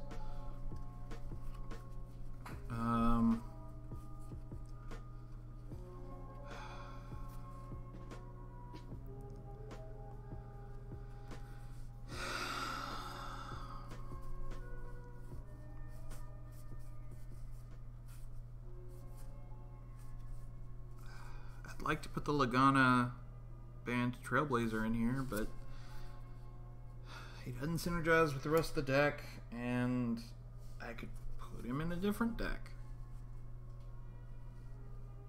It may be also that the Transcendent Envoy might get cut.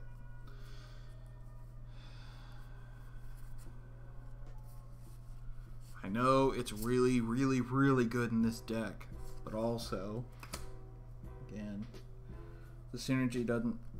Synergy's sort of there with its effect, but other than that, Bishop of Wings seems fine, but I think fine is not going to cut it at this point. I need to cut things.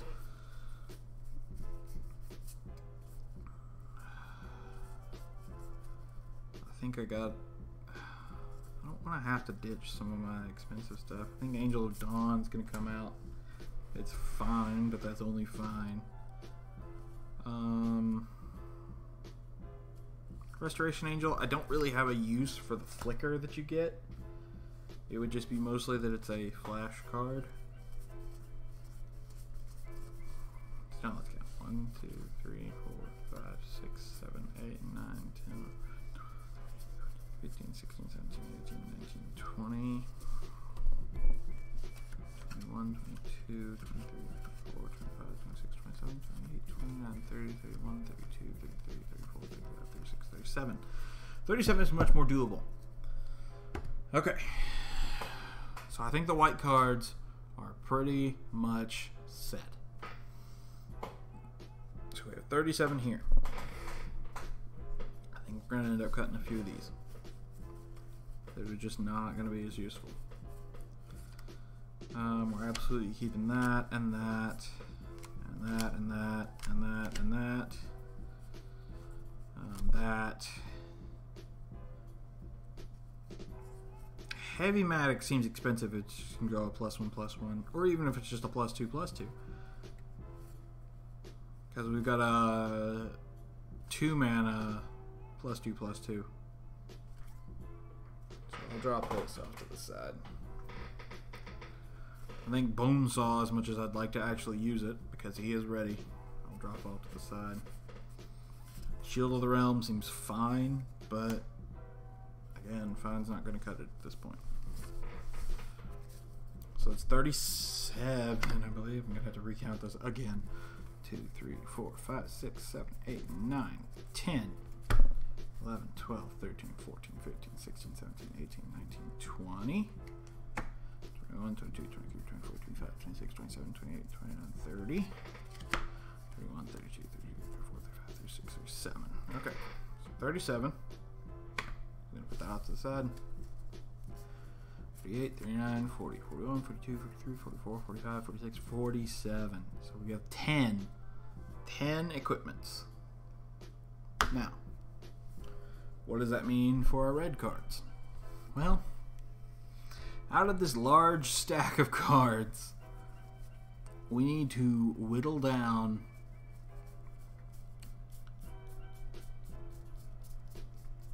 to only the cards that we absolutely want to add in this deck. Because that's 47 cards currently. We need to get to 64, which means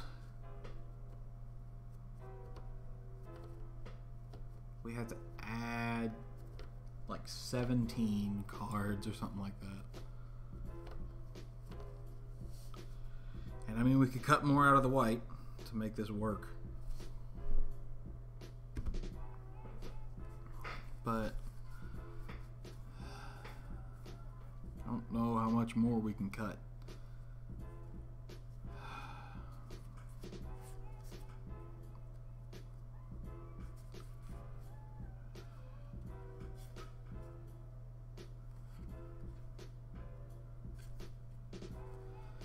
I think I'm gonna cut our little Heliod's Pilgrim and the Ironclad Slayer.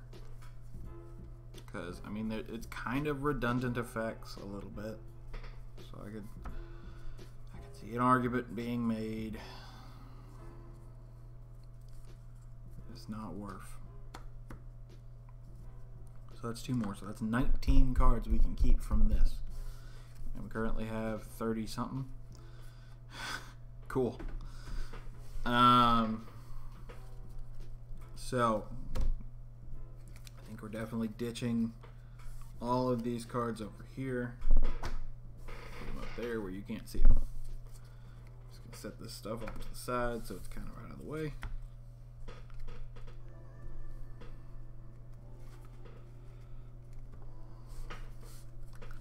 So I'm gonna do the same thing where I'm gonna split them. This will probably be the last stuff that we do for this stream.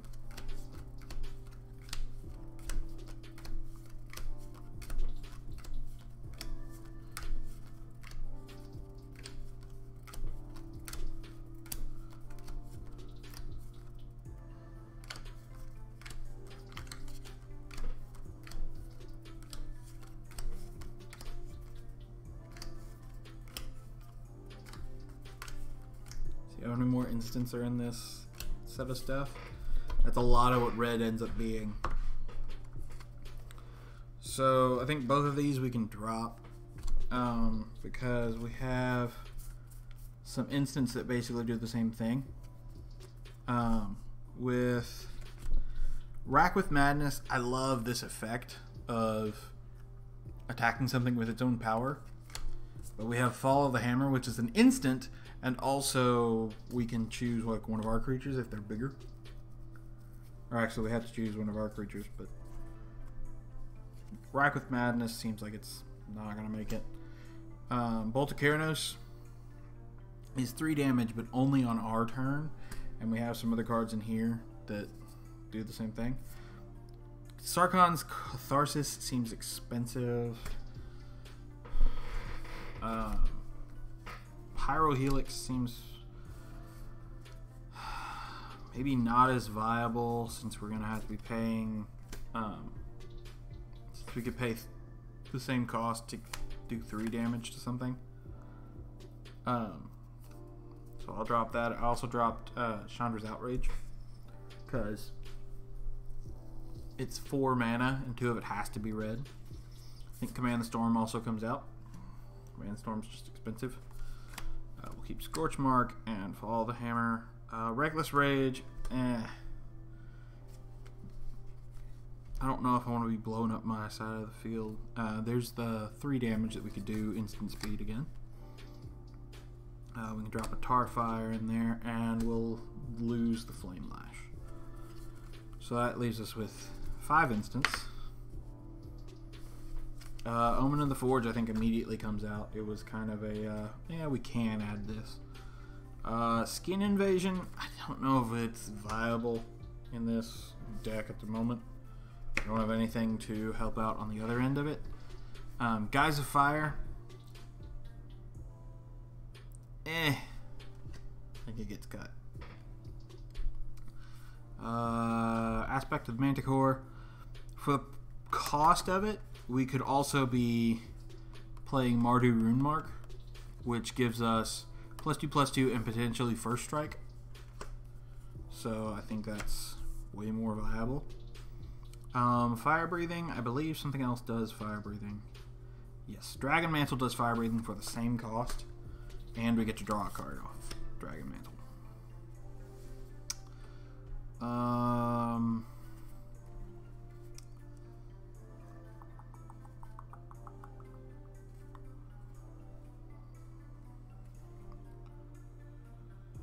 Lightning Diadem seems expensive when we would pay 6 to deal 2 damage and basically play Goblin Warpaint, which is 2 cost, and we could play like Tarfire to deal the 2 damage if we wanted to. So there's a lot less expensive ways to do that. Giant Spectacle seems fine. Crusher Zendikon seems alright. Flame Speaker's Will be really cool. Inferno Fist, I'll drop it. It may go back in, who knows, if we really need help with that. So that's 1, 2, 3, 4, 5, 6, 7, 8, 9, 10, 11. It's 8 cards to play around with at the moment. 1, 2, 3, 4, 5, 6, 7, 8, 9, 10, 11. Alright, so we gotta cut some stuff out of this. I think the Gremlin goes. It'd be nice to have him, but I don't know if I can justify it. There's no real synergy with our deck with the Forest Walker. The Akroan Crusader absolutely goes in. The Volshock Berserker I think goes out. He's kind of expensive for just a hasty boy with 3/2.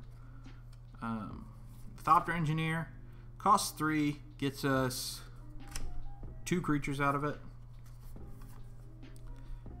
Champion of the Flame absolutely is going in. Reckless Fireweaver and the Spireside Infiltrator, I think both make it in. Sweatworks Brawler might just go in just because it's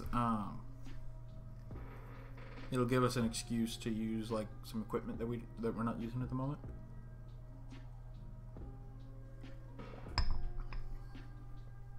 And he's got Menache. Wojak Bodyguard is fine, but the Satyr Hoplite, it's a good card. 1, 2, 3, 4, 5, 6, 7. Hey! 1, 2, 3, 4, 5, 6, 7, 8, 9, 10, 11, 12, 13, 14, 15, 16, 17, 18. We made it 1 card under. Would you look at that? So there may be one of these that we can pull back in.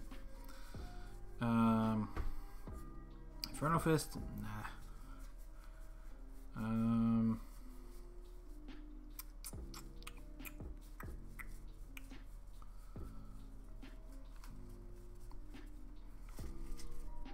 I think what may end up happening is I cut. I think I'm gonna drop this Heliod's Pilgrim back in. I know I cut it before. I'm sorry. You're back on the team. So now that all that's done, I'm gonna pile up all my cards again.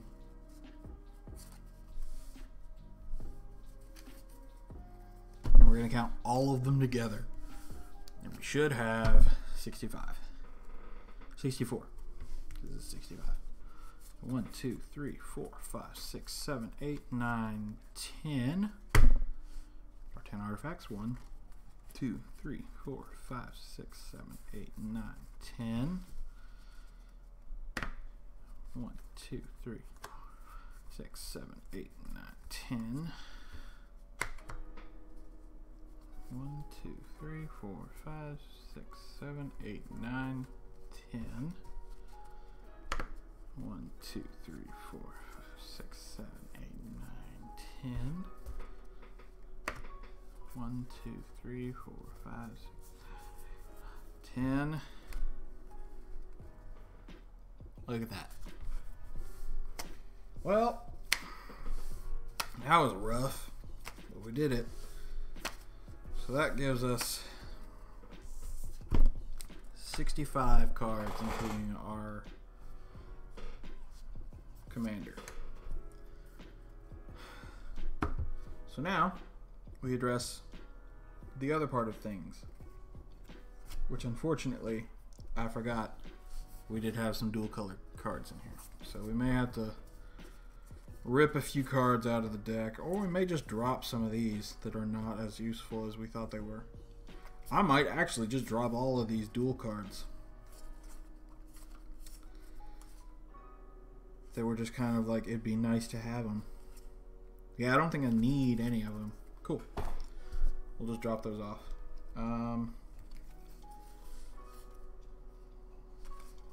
There's also some equipment that was off to the side. So I just gotta evaluate these three. We've got enough artificers. I think I can probably justify putting in the inventor's goggles. Torch gauntlet's gonna go away. The Strider harness is gonna be a better version than those than the Fleet Feather Boots. Because it'll give haste and +1/+1. 4, 3. Actually, I'm gonna take these artifacts and put them in this pile of artifacts. I think we ditched the short sword for the inventor's goggles. And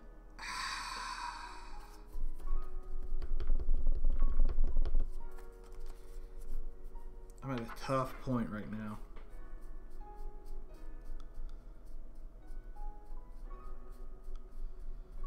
I don't want to kick that little girl back off the team again. I just put her back on.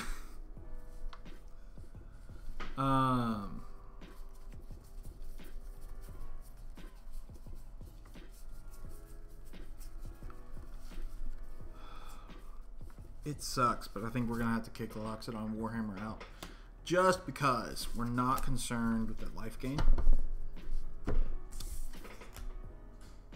Soon I will make a deck with that Loxodon Warhammer. It'll probably be next time I do a stream thing. So we've got our 3 multicolored lands, or dual colored lands for this deck that I just have. So that means that we'll take these 3 off of our 35 count for lands.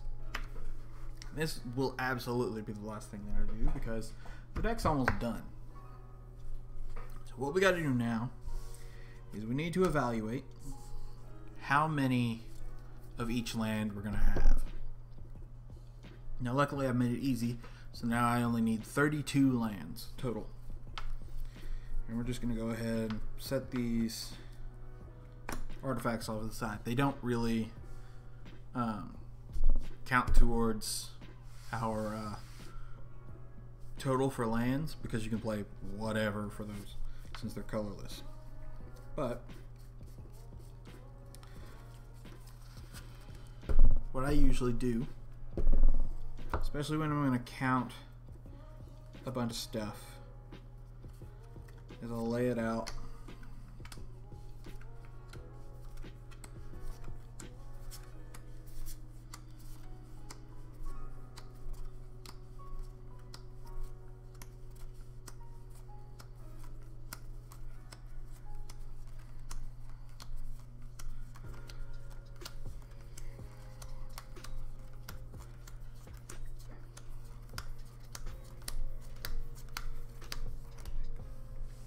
So that's 36. Usually, I will say, usually I lay this out so that I can see like all of the names and like numbers and stuff. That way I can count the symbols. But with it being such a large gap, I don't think the symbols will be too much of a problem. So that's 36 on this end. And 1, 2, 3, 4, 5, 6, 7, 8, 9, 10, 11, 12, 13, 14, 15, 16, 17, 18. So it's pretty much a 2-to-1 split. Actually, it's not pretty much a 2-to-1 split. It is a 2-to-1 split between red and white. So essentially what that means, as far as picking your lands, you'd want that sort of average between your lands and your deck, because in theory, that's how it would be all shuffled together. You'd need this many lands compared to this many lands for whatever would be in your hand. So if we take 32, divide it by 3, unfortunately, it makes it a little bit rough. We could say it's around 30, it's close to 33, very, very close to 33. So that's 11 mountains and like 21 plains, something like that. That should be fine. And then we've got our dual lands, which are both of our colors, so it doesn't make too much of a difference as far as the numbers and stuff go.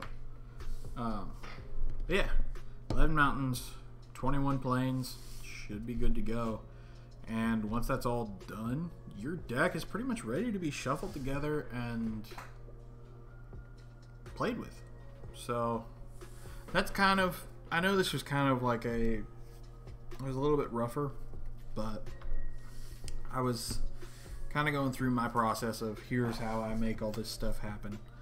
And typically when I'm storing my commander decks, I'll store them, the deck like one way and then the commander on top.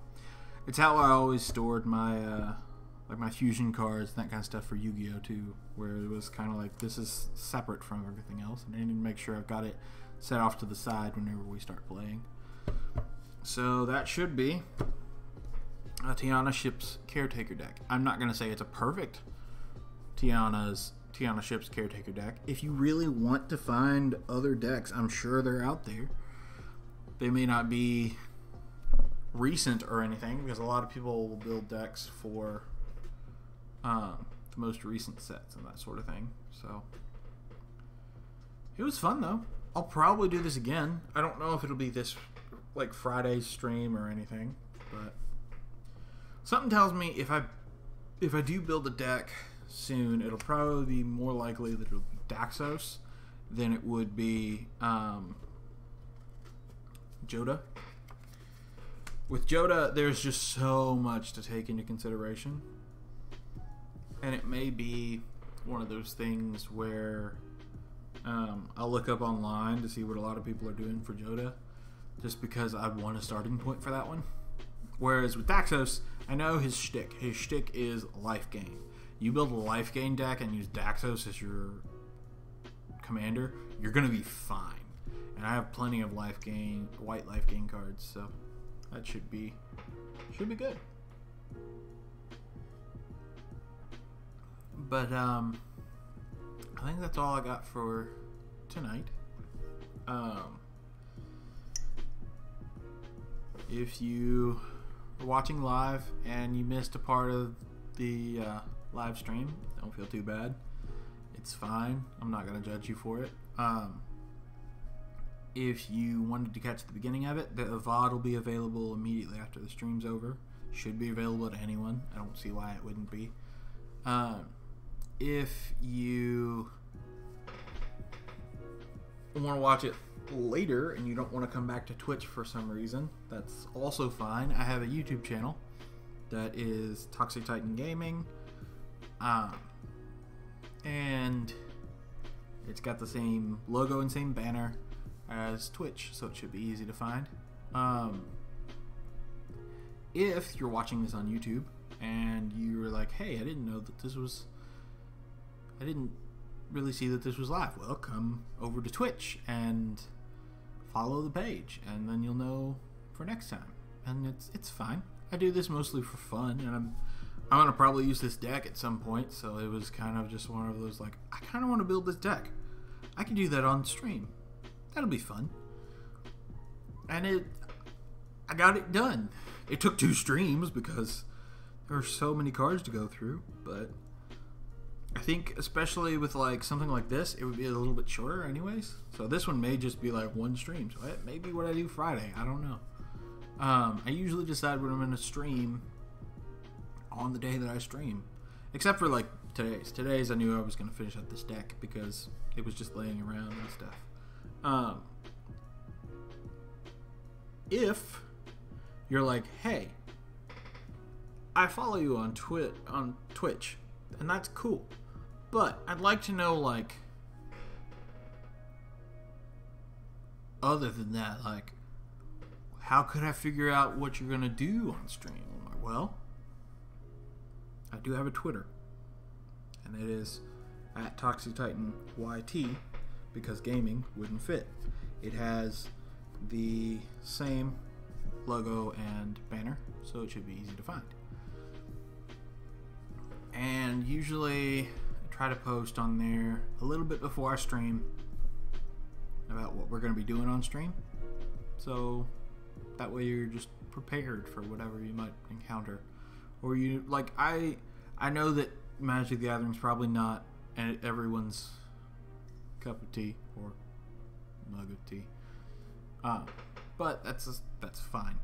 I don't mind that. There are certain streams that I don't watch of other people's just because I don't know the game or anything like that. And so I understand if you don't want to watch one stream or video or something one time just because you don't really know the game. That's fine. You could come anyways if you wanted to. I'm not going to judge you or like make fun of you just because you don't know what you're watching or anything. That's sometimes why you watch the thing, is to learn. But if you want to know specifically, like, okay, I want to make sure I'm here for streams that I really want to see, then you can go to Twitter, and I will post beforehand, or as soon as it goes live, it also posts to Twitter with a link to the stream, and it'll say, hey, I'm playing this game, and it'll give the title of the stream and everything. So it's whatever you want to do, man.